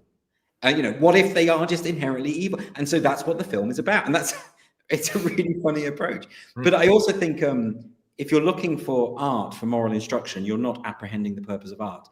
As you say in the preface to Picture of Dorian Gray, Wilde says, there is no such thing as a moral book or an immoral book. Books are well written or badly written. That is all. Evil and the negative side of humanity, these are materials for an artist as well. And that's one of the problems with the woke, is what they say is, if something is represented as negative in a film or a piece of work, it has to be excised. It has to be removed because it might have a toxic effect on society, not realizing that artists often explore the darkest territory within the human psyche. When the BBC, if you watch the episode of Fawlty Towers called The Germans on the BBC at the moment on iPlayer, a whole scene has been taken out without any kind of reference to why it's gone or even that it's gone. It's just in a very Stalinistic way, has just been removed. Why? Because the character of the major uses a racial epithet. Well, of course he does, because he's a doddery old dinosaur. And the subject of the joke is him and his reactionary old-fashioned views. Mm-hmm. And the fact that the BBC either don't get that or are so paternalistic that they think that if the viewing public even hears the word, they will go out on a racist rampage. That tells us that they Same don't. thing with the French Connection. They took out a scene where Gene Hackman on the phone uses a racial slur, and they just excised that out from the film now. So you can only get that if you have the physical media copy. They republished Mark Twain's Huckleberry Finn without the racial epithets. Why? Are you trying to say that the antebellum South wasn't really that bad? I mean, that book is a satire against racism. It couldn't be more explicit. And there they are defanging the satire in the name of anti-racism. It's astonishing. It's also anti-art. It's also Philistinism, pure and simple Philistinism. And I do wonder at one point what other works of art will they go after? And it's not just, by the way, representation of art. It's also what the artists did in their lifetime, which has justified people's attempt to censor and destroy even works of art on the basis that they find the attitudes of the artist to be morally problematic. To use their phrase, that they do with Picasso is a very good example of that. I mean, I took part in a TV show about the destruction of art, where the audience voted on whether to destroy art or not, works of art, on the basis of the moral shortcomings. They didn't destroy the Picasso sculpture. Oh, that's good. But it was an interesting exercise because of when they did destroy the artworks. For instance, they chopped up a painting by Hitler, an original painting by Hitler, with a chainsaw machine. And when the art was being destroyed, in each case, the audience they became like Lord of the Flies. They became like loving the destruction. And it reminded me that, you know, the destruction of art is always authoritarian. It always ultimately is, because what you're saying is my misgivings about that work of art should trump anyone else's decision whether or not they should see it or not. And even when it comes to someone as monstrous as Hitler, right? The idea of erasing art, destroying art, even as work as bad as that, by the way, I think is an authoritarian thing to do. You don't defeat authoritarianism with other forms of authoritarianism. When the guy took a hammer to the statue of Prospero and Ariel over BBC Broadcasting House in London because Eric Gill had created it, and there are two people that have taken a hammer to it, to the extent that they've had to cover it up. You know, now he was not a nice guy. He was a sexual abuser, a rapist. He committed incest. He raped his own daughters and the family dog. This was an unpleasant piece of work. But that statue did none of those things. And the statue in of itself is an interesting work of art that we should be able to see and appreciate. And you have to, I think, ultimately separate the art from the artist. That's not something the woke can do, because the woke don't see art for art's sake. They see the Mona Lisa as being a work by a white man in the service of other white men. They see Hamlet as being a work by a white man in order to promote the group identity of other white men. And that's all they see. This is why at SOAS in London, you've had that at SOAS at the university, they've tried to decolonize the discipline of philosophy so that there are fewer white men such as Plato or Aristotle or whatever. And because they can those old fuddy-duddies. Greg, can you take Andrew through these three things? Because I want you to dazzle him with all the specifics of this, and I'll be right back. So sure. I mean, these are excellent examples. So I don't know if you've heard of these, Andrew, but starting on the right there, Dustborn was, oddly enough, it was like an inversion of 1984, but in a positive way. The main character uses the power of speech to shout down. I'm trying to remember what the name of it was. Somebody's in the chat's going to help me out, because I've tried to erase it from my memory. But I'm not familiar with any of these. I don't know what any of these are. Well, a lot of them failed very badly, and the only thing that was noteworthy about them is how badly they failed. But the main character was fighting against misinformation, using memes, and basically gaslighting people, triggering people. That's what they would do. Are they computer games or are they cartoons? What are they? They're games. Yeah, they're computer games or games. Because I have no knowledge of computer games at all. So unless you're talking about Sonic the Hedgehog, which I'm sure they haven't decolonized Sonic the Hedgehog at this point. Well, at this point, this identity, the identity politic thing has gotten into every piece of entertainment, and so it's getting these games, and it's really affecting the quality in the same way that you're seeing in movies and TV and all of that. Concord was a very basic game, and that was an example of a company that was, like you were talking about with Disney, trying very hard to assign pronouns to these characters because their game was so bland that it couldn't compete in the marketplace. And they thought, well, this will make it interesting. This will get a conversation going, something. But the one on the left really is the one that interests me the most, because what got the most attention was a character who was non-binary, and their entire this really speaks to a problem that there's no quality control once you've gotten people at certain levels in the production, because the director for this game was a trans woman, formerly a man, and had stated in multiple interviews that this game character, who was non-binary, was their favorite character. And so what you end up with is you've got a team of people who, if your boss is a trans woman and has said, I really love this character, and the writing is terrible, the dialogue is bad, would you go to your boss and say, hey boss, this character kind of sucks? You know, this character whose sole identity, who constantly makes reference to wearing two different types of clothing, being from two different cultures, being non-binary, at one point has a conversation with the character's parents, and they just say, Mom, Dad, I'm non-binary, and I use they pronouns. Would you ever go to your boss and say, that sucks, that's bad writing? I mean, I would, but that's why I wouldn't get employed for very long. That's the thing. Yeah, they sound dismal. I mean, I don't know anything about computer games. I did see there was a Transformers cartoon where I think one of the robots said he was a they them. But you know, they're toasters, aren't they? So I mean, they don't have a sex. So it doesn't matter. Well, I'm interested in your thoughts though, because you have.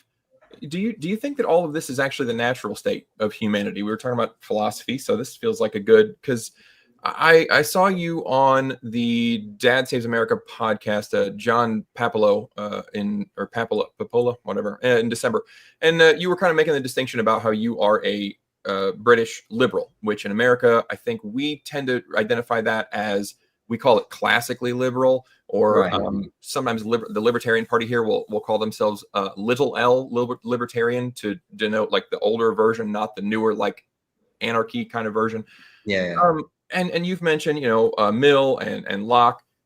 Do you think that that's the anomaly? And, you know, when you look at history, you have this currently where people are saying this is a moral thing. This is a moral good that we show, we represent this, or we use these labels. And if you go back in history, you have it on the other side where we have the Hays Code in America, where we said you can only show these things in film, you can't show these things. Or before that, we passed laws to prohibit vice. Do you think that liberalism kind of suffers from it, what my opinion about communism, like it can never work because human nature won't allow communism to work? Do you think that liberalism ultimately has failed, or is doomed to fail rather, because our human nature demands rules? Like, we like this ultimately. You were raised Catholic, you know, the ancient Israelites were being led around by the physical manifestation of God and said, we really want a king though. And he said, you have me, I'm in the form of a fiery pillar. And they said, yeah, but we really want a king. And so all the way back through human history, this is kind of the pattern. Do you think that we're fighting an uphill battle here, and that people really do feel more comfortable being told what to do, that 1984 that's the inevitable? Yeah. Well, I'm glad you mentioned that, Greg, because this is sort of the major thesis of my new book, which is that basically liberalism is not the norm, that it's authoritarianism is the norm. There's something about the human instinct that steers us towards authoritarianism, whether that is in terms of wanting to be told what to do, but at the same time wanting others to do as we tell them to do. And liberalism says something very, very different, of course. It doesn't come naturally to us. It is an aberration. You only have to look at where does free speech prevail, either globally or historically. Very, very rarely does it prevail. Liberalism, you know, we've never had a fully liberal society. It's never happened. It's not the norm, and that's why it's also. But it is also, in my conviction, the best system. And I would like to see it properly implemented, but it never has been, because it's too damn hard. It is the hardest thing, because it involves effectively pushing back against a natural instinct that works against it. Does that mean it's doomed to fail? That's a very pessimistic view. I think it is the ideal we should strive towards. And also, if we don't, what kind of life do we want to lead? I think if you are invested in life, you are invested in liberty. Mm-hmm. Do you want to live in a society where you are a servant? Do you want to live in a society where your freedom is contained? Even from a purely self-interested point of view, that doesn't seem very right to me. But liberalism also extends that and says, we have to think empathetically. We have to think about everyone's freedom. Everyone should have the same rights that I do. And I should not be able to impose my worldview on anyone else. And it's actually quite a beautiful, elegant system insofar as we should be able to do whatever we want to do and say whatever we want to say, right up until the point when it encroaches on the rights of others. That doesn't mean, by the way, that liberalism ought to be interpreted as a kind of anarchic free-for-all. You can do whatever the hell you want. Because within the core of the great liberal thinkers has always been this notion of social responsibility, the cultivation of a social contract, an agreed way of behavior, what we might call decorum, I suppose. In other words, under a truly liberal system, you would be free to violate the social contract. You would be free to go outside those boundaries of decorum. But you might face the consequences for doing so insofar as you won't be so popular, you become a bit of a pariah. As long as you're not infringing on the rights of someone else, you could still do that within a liberal system. But actually, when liberalism does flourish, what do you get? You get genuine progress. All of the major civil rights luminaries of the 1960s, from black rights, gay rights, female emancipation, all knew that freedom of speech and liberty, these were at the heart of their movement. And that's why they made so many gains. I would like to see, and I know I'm going to get attacked for this, because obviously the thing that lefties always get mocked for is saying that real communism hasn't been tried. And I'm saying real liberalism hasn't been tried. Well, it hasn't. And it sort of never could be, because it's always pushing back against that authoritarian instinct, which will always emerge in one form or another. And this is what my book's about. I'm saying that, the liberal system is the best system, but it doesn't come easy. And it's also you're never going to reach that utopia. So it's a constant. Well, there's the economic side of it is always crucial for me. So if you look at polling now, Gen Z and millennials, younger generations, they're more disaffected with democracy. They're falling out of love with the idea of it. Yeah. I make the extrapolation that they feel priced out of society when it comes to home ownership, those kind of things. And I make the extrapolate that in a wider sense, extrapolating from that, they feel priced out of democracy, that they kind of feel that if capitalism is the engine of or legitimizer or guarantor or evidence of democracy, and it's not working, then I think they've kind of crossed this idea of thinking that, well, capitalism and then democracy as the extension of that or reflection of it, they feel disaffected, they feel priced out of democracy in a way. Maybe that's part of it. I would be loath to sort of reduce it to one single explanation. I think there are all sorts of forces at work, not least the impact of social media, the rise of the commodification of the self, narcissism, the rise of identity politics, which encourages you to see yourself not as an individual, but in terms of what you represent, which is an inherently dehumanizing phenomenon. So I think there's all sorts of elements. There's also, as you say, the economic element, insofar as these are individuals who will never own a house, probably, who will certainly never have capital. All of that will, I suppose, people scurry off to the bolt hole of authoritarianism that, someone else is going to look after me. It's a kind of retreating into the womb, isn't it? I suppose it's like not having any responsibility anymore, because responsibility is too hard, and negotiating what it means to be a human being in a plural society is hard. And if someone else is setting all the rules, I mean, that's the other thing, I suppose. Thinking is hard. Thinking is tough. Thinking for yourself is really hard. It's so much easier to say, I'm a Marxist and here's my set of rules from Marx, or I'm a Christian and here's my set of rules from the Bible, or whatever your particular set of rules might be, whatever your ideology might be. It's much harder to think, I'm going to listen to various perspectives and read a lot about this and then try and work my way through to come to what I think is the conclusion, knowing all along that we're always going to be wrong about most things most of the time. That's a difficult sell. But it's also a more intellectually invigorating sell. It's the idea of the unexamined life being not worth living, isn't it? What kind of life do we want to lead ultimately? That's what the question of liberalism is all about. Do we want to be serfs? I think freedom is worth it. I think the quality of our life is exponentially increased when we are free. And I challenge anyone to explain to me why the alternative is true. Because, well, for me at least, it's not. I'm sure you cover this in the book, so if you don't want to give the whole bit away, you don't have to. But we've talked a lot about this. You've talked in your previous book about how, the evolution of this mindset, like you said, from the Frankfurt School through the postmodernists and the destruction of language and all of that. So, and all of this kind of relies on critical theory thinking of who's been in charge in the past. We have to interpret history that way. What is your, I'm sure you get this question a lot. What's your prediction for the thing that's next? Because you're saying that woke is dying, and Echo and I both agree with you.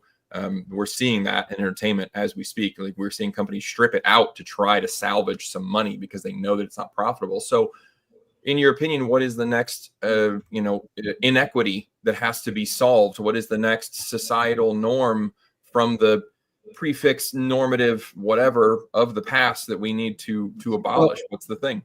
It's difficult to say because I go through this in the book a lot. So I don't want to attempt to just replicate everything I've said in that. But I suppose there are some key things that I think we need to be watchful for. One of them is that, for so long now, we in the West have been spoon-fed this terrible medicine of group identity. And what that means is that now a lot of young people are encouraged to think in terms of group identity. That also means, of course, people who are in the majority. And so you are getting this rise of white nationalism, white grievance identity politics, as a response to other forms of grievance identity politics. That's going to be something that we've got to be on the lookout for, I think. You've also seen people now clearly thinking that wokeness went too far, therefore we need to indulge in censorship of woke people, their protests, the things they produce. I suppose you could see it as a kind of backlash. I don't really see it as a backlash as such, insofar as I think it's just, as I say, the authoritarian impulse is so instinctive that I think it's just bound to appear. But when we talk about what's happening on the right and the left and how these things do mirror each other, I mean, I'll give you a very specific example. Back a few years ago, you had a conference at Churchill College in Cambridge, where you had a panel of left-wing woke academics basically saying that that Winston Churchill was the true villain of World War II and that he was an evil white supremacist, etc. Now you have people like Darryl Cooper on Tucker Carlson's show saying exactly the same thing. You've got people on what has been called the woke right, saying maybe it would have been better if Hitler would have won the Second World War, because clearly the West has fucked up, because look at what happened. It became this woke nightmare. So how is it that you've got people on the far right and also on the far left basically coming to the same conclusion when it comes to this historical question? And that throw into the mix that the Observer had a study last year that showed that 25% of millennials think that Winston Churchill was a fictional character. Wow. Okay, I didn't know that. Well, that's just, again, I mean, I've got a chapter on education in the book. People are being failed by education and have been failed by education for a long time. My generation was failed by education. I was failed by education. I'm continually playing catch up because I was not taught well. And that's not to denigrate the good teachers I had, because I did have some. I also had some very bad teachers. But the educational system didn't prepare me, and it certainly isn't preparing the young. They don't know about history. People don't. The fact that the word fascist is being so promiscuously thrown about by everyone, including, by the way, both of the candidates for the US presidential election last time. You had Kamala Harris and Donald Trump both calling each other fascists. If the two heads of the main parties don't know what a fascist is, we're in a serious trouble. And it's basically a complete historical illiteracy, which comes from people not being encouraged to read about history or read the great classics in literature. They don't know this stuff. And if they did know this stuff, maybe we wouldn't be. I don't think you can be a woke activist if you have a knowledge of history and the history of art. I don't think. True. No one's got time to read Gibbon's Rise and Fall of Rome anymore. I want to finish with one major question. So this strikes at the heart of me. So this will make me very brittle and tender. So go easy with me. Okay. As a lefty, I still hold out that this vague hope of we can one day contend with what I would call insidious wealth. So, for example, if you're walking down a London street and you look at all these buildings, structures, factories, and things, and who do they belong to? So I'm talking about vast consortiums, Byzantine subsidiaries, supply chains, mega portfolios of assets, and vast swaths of industrial and commercial property, that like the lower southeast of the UK is owned by a minuscule proportion of people, and again, faceless, soulless, insidious wealth of vast consortiums. I don't think that the right has or will ever have the wherewithal to be able to ever contend with that in any kind of egalitarian way. I still hold out this little smidge of hope that not a ponderous, dull-witted current Labour government could ever be able to contend with that, but some form of leftism could contend with that in some way. So go general with me. Well, the problem that you have when you have this kind of egregious disparity of rich and poor is you are edging towards a plutocracy, which is clearly the case. And it shouldn't be the case that we need one of the world's richest men to come in and force Twitter to be a free speech platform again. You know, you're back in the realm of benevolent tyrants, aren't you? You know, if you engineer society, or if society has been engineered in such a way that a plutocracy is the outcome, then you better hope that your rulers are benevolent. Otherwise, you're back into tyranny, and it can never work. Which is why I've always advocated for a sensible, proportional taxation, some way to curb the excesses of capitalism. This is Joseph Schumpeter's idea about socialism as a means to curb the worst excesses of capitalism, not to completely demolish it and destroy it and start from scratch. But that kind of extreme wealth in the hands of a small minority is always something that I have deeply mistrusted, because it gives rise to authoritarian thinking. It has to do so. It means too few people have too much power. And if you want to live in a democracy, we have to come back to this idea that we all have the same power. We all have the same voting rights. All of our votes count. But that's also why, of course, when the vote goes the wrong way, the people with the most money and the most power get very, very upset about it, because their vote doesn't count any more than the person who cleans their offices. And they don't like that. Well, I mean, I don't think, given the nature of humankind, given the nature of human history, I wouldn't want to be in a situation where it's not possible to become richer, where, in other words, a communist society where everyone has a communist ideal, where everyone has precisely the same economically and monetarily. Because I think, but I'm not talking about millionaires or even billionaires. I'm talking about vast, insidious scale, on such a scale that you can't even comprehend it. Exactly. And that's what I am not qualified whatsoever to suggest any kind of remedy to that. But I agree with you that it is one of the things that will lead the gateway open to authoritarianism, without a doubt. Certainly tyranny through money. And there's no excuse, is there? There's no reason for anyone to be that rich. Is the Westminster system, even through a hypothetical perfect left government, through the Westminster system, are they even capable of even comprehending or finding a way to break down or break into that vast insidious wealth of consortiums and subsidiaries and things that contain so much of the wealth? Is it beyond the ability of Westminster to do? Yeah, I think probably is. I think I absolutely doubt it. Certainly in America it is. I mean, when you've got the richest corporations giving money to both sides, so that whichever one wins will do its bidding. You know, I have absolutely no idea how you would even begin to remedy that. But I will feel confident enough saying that you are right to diagnose the problem, but you're asking the wrong person if you want a solution. Okay. Good. Well, I'm not too dispirited and crushed. As a last thought, did you ever imagine in your lifetime that London would fall out of the top 5 richest cities in the world? Well, London has changed. Well, I mean, look, London and England generally is now a completely different phenomenon than it used to be. You know, are you talking about the decline of empire? Are you talking about the decline of global influence? Because I just suppose just being like a hub for the world, or especially for the West. There's such a gigantic global city, and the idea that it would fall out of the top 5 richest seems strangely incongruous to me. Or some kind of, I don't know how to describe it.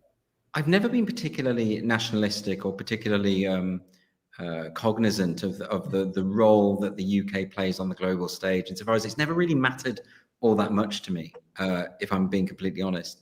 Am I surprised? No, not really. But then there are elements of what would Gladstone and Disraeli think? Let's try it like that. Well, I mean, this would be a totally unrecognizable world to them. I mean, you know, I mean, I don't want to go too much into the issue of immigration, but, you know, I suppose there is a strange situation where London is now a minority white city. That's an odd thing that not many people would have been able to predict many, many years ago. Things have changed. There have been tectonic shifts in terms of the UK's role in the world.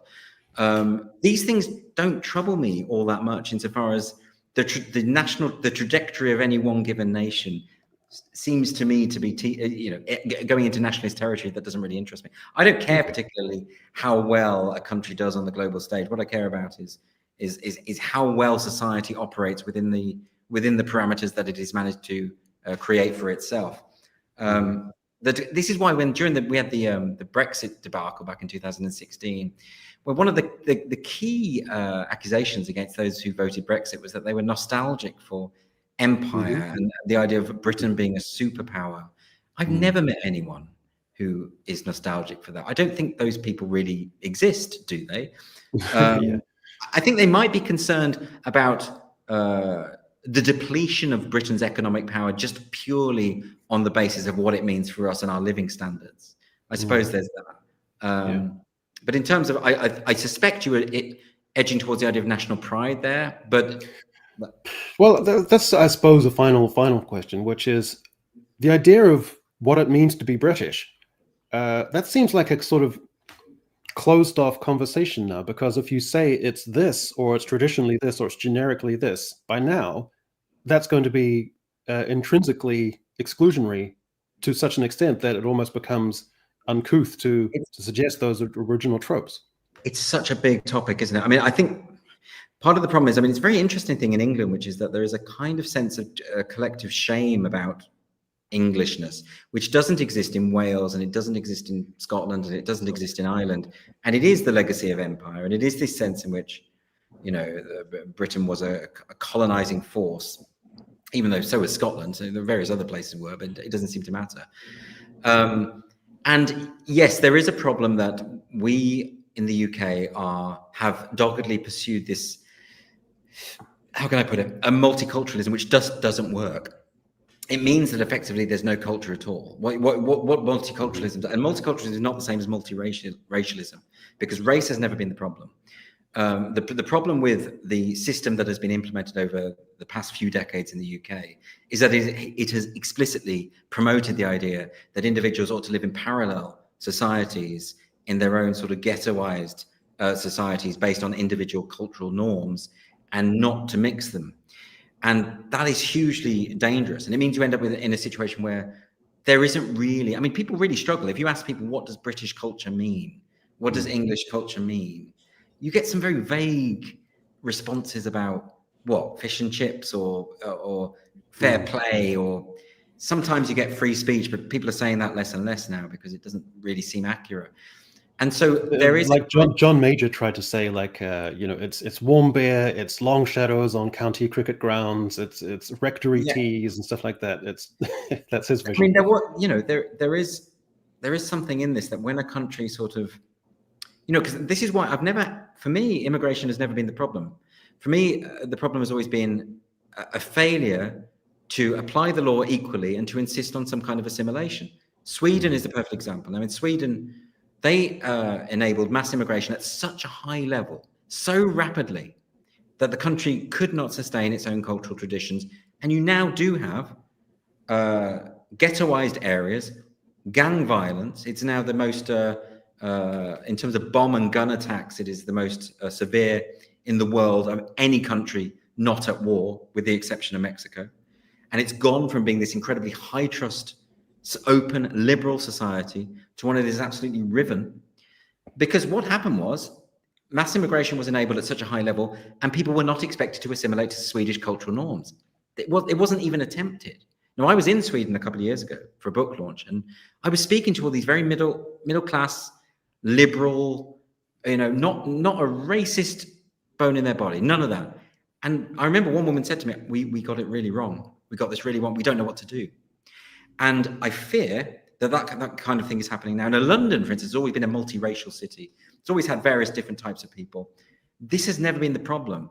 But we have now got a depletion of our high trust society. That is without a doubt.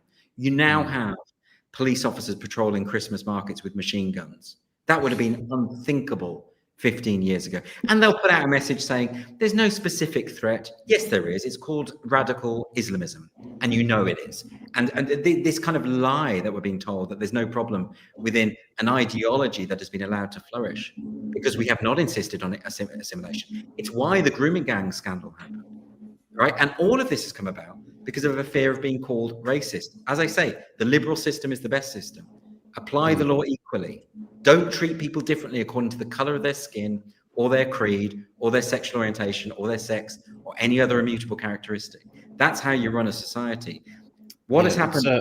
From an outsider perspective, the UK does really look like it's on edge in a way I've never seen before. Yeah, it's knife crime and those gangs.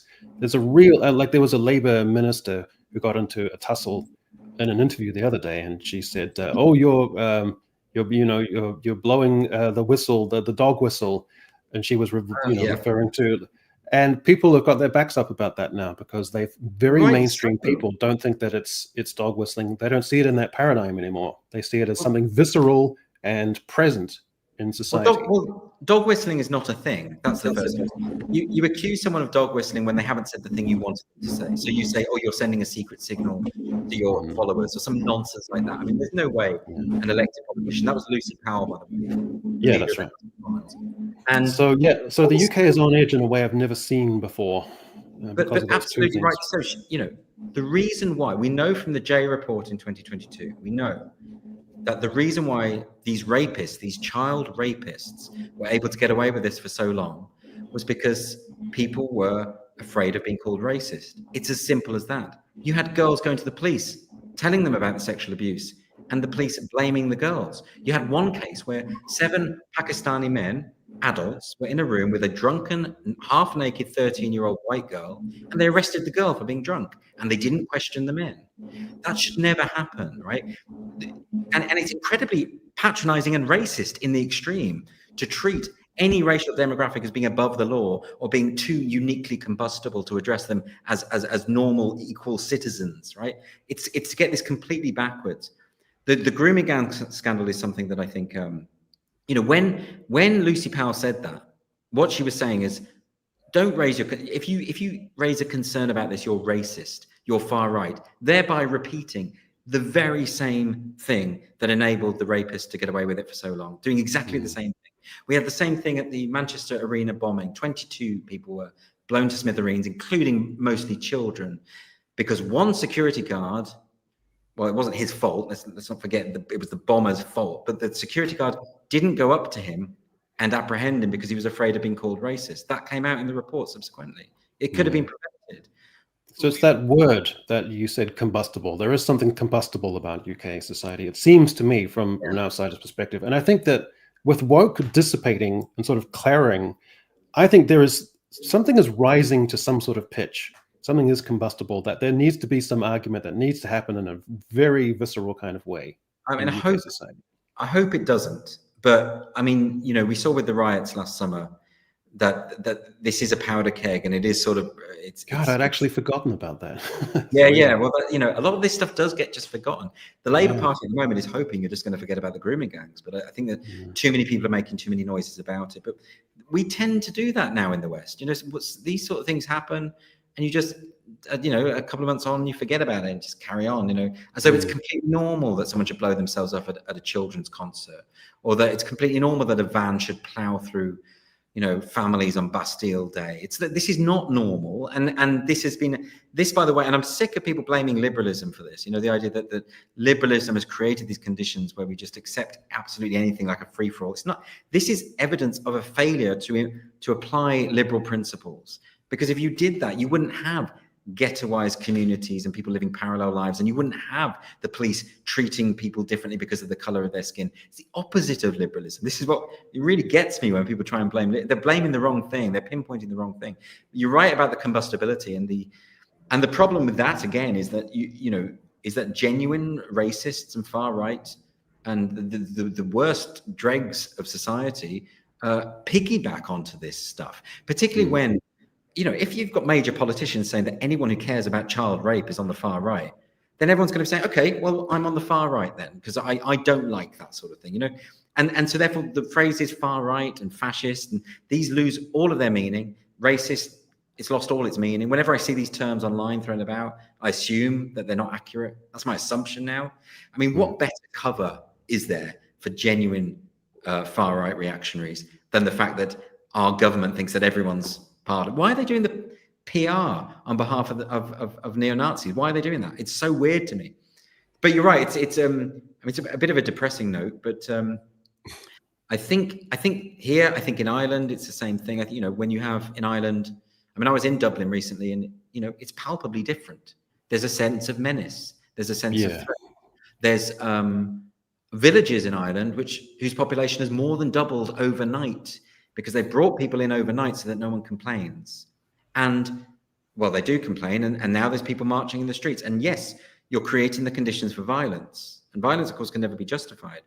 And I'm not attempting to. But you are creating the conditions, and you're not applying the law equally either. And people can see that two-tier policing. They can see that two-tier justice. I mean, we recently had guidelines from the Sentencing Council in the UK that, had they passed, would have meant that you would have a likelihood of a more severe sentence if you were a white male than any other demographic.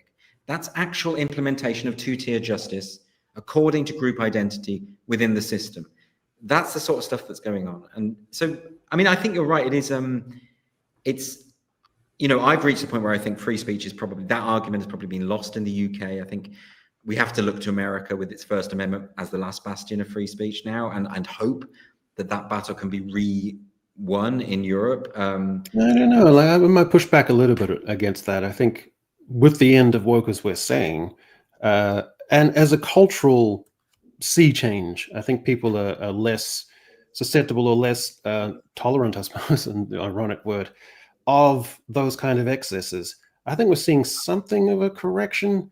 I hope so. I hope so. I mean, but what we still haven't had people calling for the abolition of hate speech laws in the UK, for instance. You know, that they are very much entrenched. There's always a discussion in the UK about whenever there's a free speech debate. People are saying, yeah, but they must have said something bad, and they must, you know, it. And people have all, I think, a majority, I think, have bought into this myth that harsh or unpleasant words create real world effects. I mean, people believe that someone tweeting about burning down a hotel creates a hotel being burned down. I mean, there's no evidence for that. That's been debunked. But people do believe it, and so they believe that words have to be controlled and contained. So I know the breakdown of ideology, I think, was sort of touched on. In tandem with that is the idea of fiscal responsibility. Like in America, there is no fiscal responsibility. Like it's almost as if the Democrats and the Republicans will vie with each other to have the most gargantuan deficit-destroying budgets. So the idea that used to be a conservative thing, fiscal responsibility, but now across the spectrum, it no longer exists. It's redundant. So ideology is broken down in that way too. You don't think they're doing their best and just not doing it very well?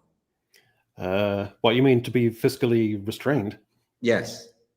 Well, the new budget, absolutely big beautiful budget, is it's gargantuan. It's extraordinary. So I think ideology is broken down from that respect as well. Well, maybe you're right.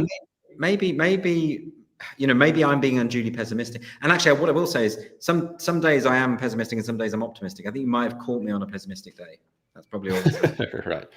Well, I just want to say thanks to M8566, who's gifted 5 Echo Chamberlain memberships. So it's a lolly scramble there in the chat, so everyone go crazy. And thank you, M8566. Angry Minky, 199. DEI caused more harm than good at this point. Yeah, of course. I think we all agree with that. Yeah, that's hemorrhoid hurts. $2 there. Wolf Hall, great. Series 2, race change was very confusing. Was there a race change in Wolf Hall? So what happened in that? Did Thomas Cromwell become black? I don't know. I don't know what happened. Yeah, that's a strange one. Realistic delinquent for, I don't know what that currency is, but there's $279 worth of it. Andrew, would you compare woke with Bolshevism? You don't know what the currency is, though. That could be like a tuppence. It could be. I don't know. I think that's Canadian dollars. Oh, is it? Could be Canadian. Oh, well. Would you compare woke with Bolshevism? Well, I think the origins of woke, you could draw that comparison potentially, but I don't think I think woke is pretty unprecedented. I mean, mostly because of I mean, I've spent a lot of this time talking about how it's another manifestation of authoritarianism, and in that sense, it's not unprecedented. But I can't think of another example of where you had an authoritarian movement rise to prominence and yet portray itself as the victim, or to can you think of any equivalent? Not that I can think of, no. I mean, That is kind of unique. The only thing that I can think of that's good, prohibition keeps coming to mind, because I think you could maybe draw some parallels that the folks for prohibition were saying that, this thing is destroying us and we're the good guys and we need control. And like, maybe you could draw that, but it's not quite to the same level as woke is currently with the victim narrative. It was more of a, we're doing this for the greater good. And you could even go back to Nazism and say, they were portraying themselves as the victims of the Versailles Treaty and the victims of various, and the victims of the Jews and all this sort of thing. But ultimately, their entire modus operandi was triumphalism, wasn't it? And the exertion of power. But the woke don't do that. The woke exert power while denying that they're exerting power. I mean, that to me is... I would say modern feminism. For example, if the publishing industry is 80% literary agents of women and editorial is 71%, and there's like a bloke the other day who's putting up a new publishing house, which for the time being would just be men only, and it caused a furore. So I think there's a little bit of trying to be in the ascendancy, but also vulnerable at the same time, which I think is quite funny. Yeah, it's a very interesting one, isn't it? And our last comment here is from Marvin Martin. From these serious crimes to Disney self-sabotaging, what do you think is going on behind the scenes or under the table? I mean, I know that a lot of mediocre people have been promoted, have failed upwards, right, and have been elevated and been given way too much power in all of these things. I think South Park satirized it in Disney with one particular executive who is portrayed as Kathleen Kennedy. Kathleen Kennedy, but I think like with all of these things, when you have the thing about the woke ideology is it doesn't take many individuals within any given organization for them to dominate. So you just need a few within any organization, and then the organization becomes woke because they have so much power. They're so scary. These people are so terrifying that it just takes a few, and then they and of course, once an institution becomes woke, that becomes its main purpose, not whatever it was set up to do, but to promote the creed of wokeness. And so it works like a virus in that respect. So I think what's happening is, like with a lot of stuff, like when there's a lot of HR meetings and a lot of people around the table and everyone's just sitting there terrified of saying the wrong thing because of the woke person in the corner who might tear their throat out. I think that's how a lot of this is sort of, I think of a friend of mine who was a playwright who had his play put on and the director was hyper woke, this hyper woke director. And he said that he realized during the rehearsal process that he was treating her like a dangerous dog, that he was always thinking carefully about what he said and tiptoeing around her in case she lashed out, in case she went crazy. And that's what they're like. They're scary people. And you can get a lot of power out of being scary, I think. Well, on that note, Andrew Doyle, The End of Woke, the 29th of May. I suppose you can go to Amazon and pre-order. Would that be what? Pre-orders are available right now. So I would greatly appreciate if people did that, and let me know what you think. That would be nice. Well, it's been a pleasure, Andrew. And again, thanks for slumming it on this Mickey Mouse nickel and dime little channel in the middle of nowhere. Appreciate it. Not slumming it at all. Look at all those Canadian dollars we got. That's not too shabby. Yeah. So it's been a pleasure, and thanks for all the Brits who've stayed up. So it's been anything you want to tell the folks? Any other little things? Well, me personally. No, other than, if you want to, you can follow my Substack, which is andrewdoyle.org. You can subscribe there. I'm on Twitter or X, as it's now known, which is andrewdoyle_com. If I've blocked you, don't take it personally. I've often blocked people by mistake because when I get piled on, I tend to block all the followers of the worst offender as a strategy to keep them at bay. So I end up blocking a lot of people by mistake. So don't be offended if that's happened to you. And yeah, find me online. And if you do read the book, do send me a message, even a criticism.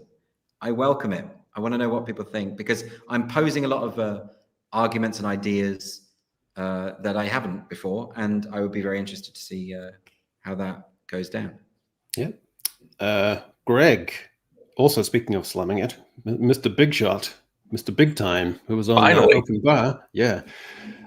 So good job there. I'm also on Substack now. So Echo Chamberlain at Substack. You can find me there. There's a whole bunch of stuff. So yeah, thanks everyone. And we'll leave it there. And we'll see you on the next stream. So it's Harira Kakitiano from me. And we'll see you guys later.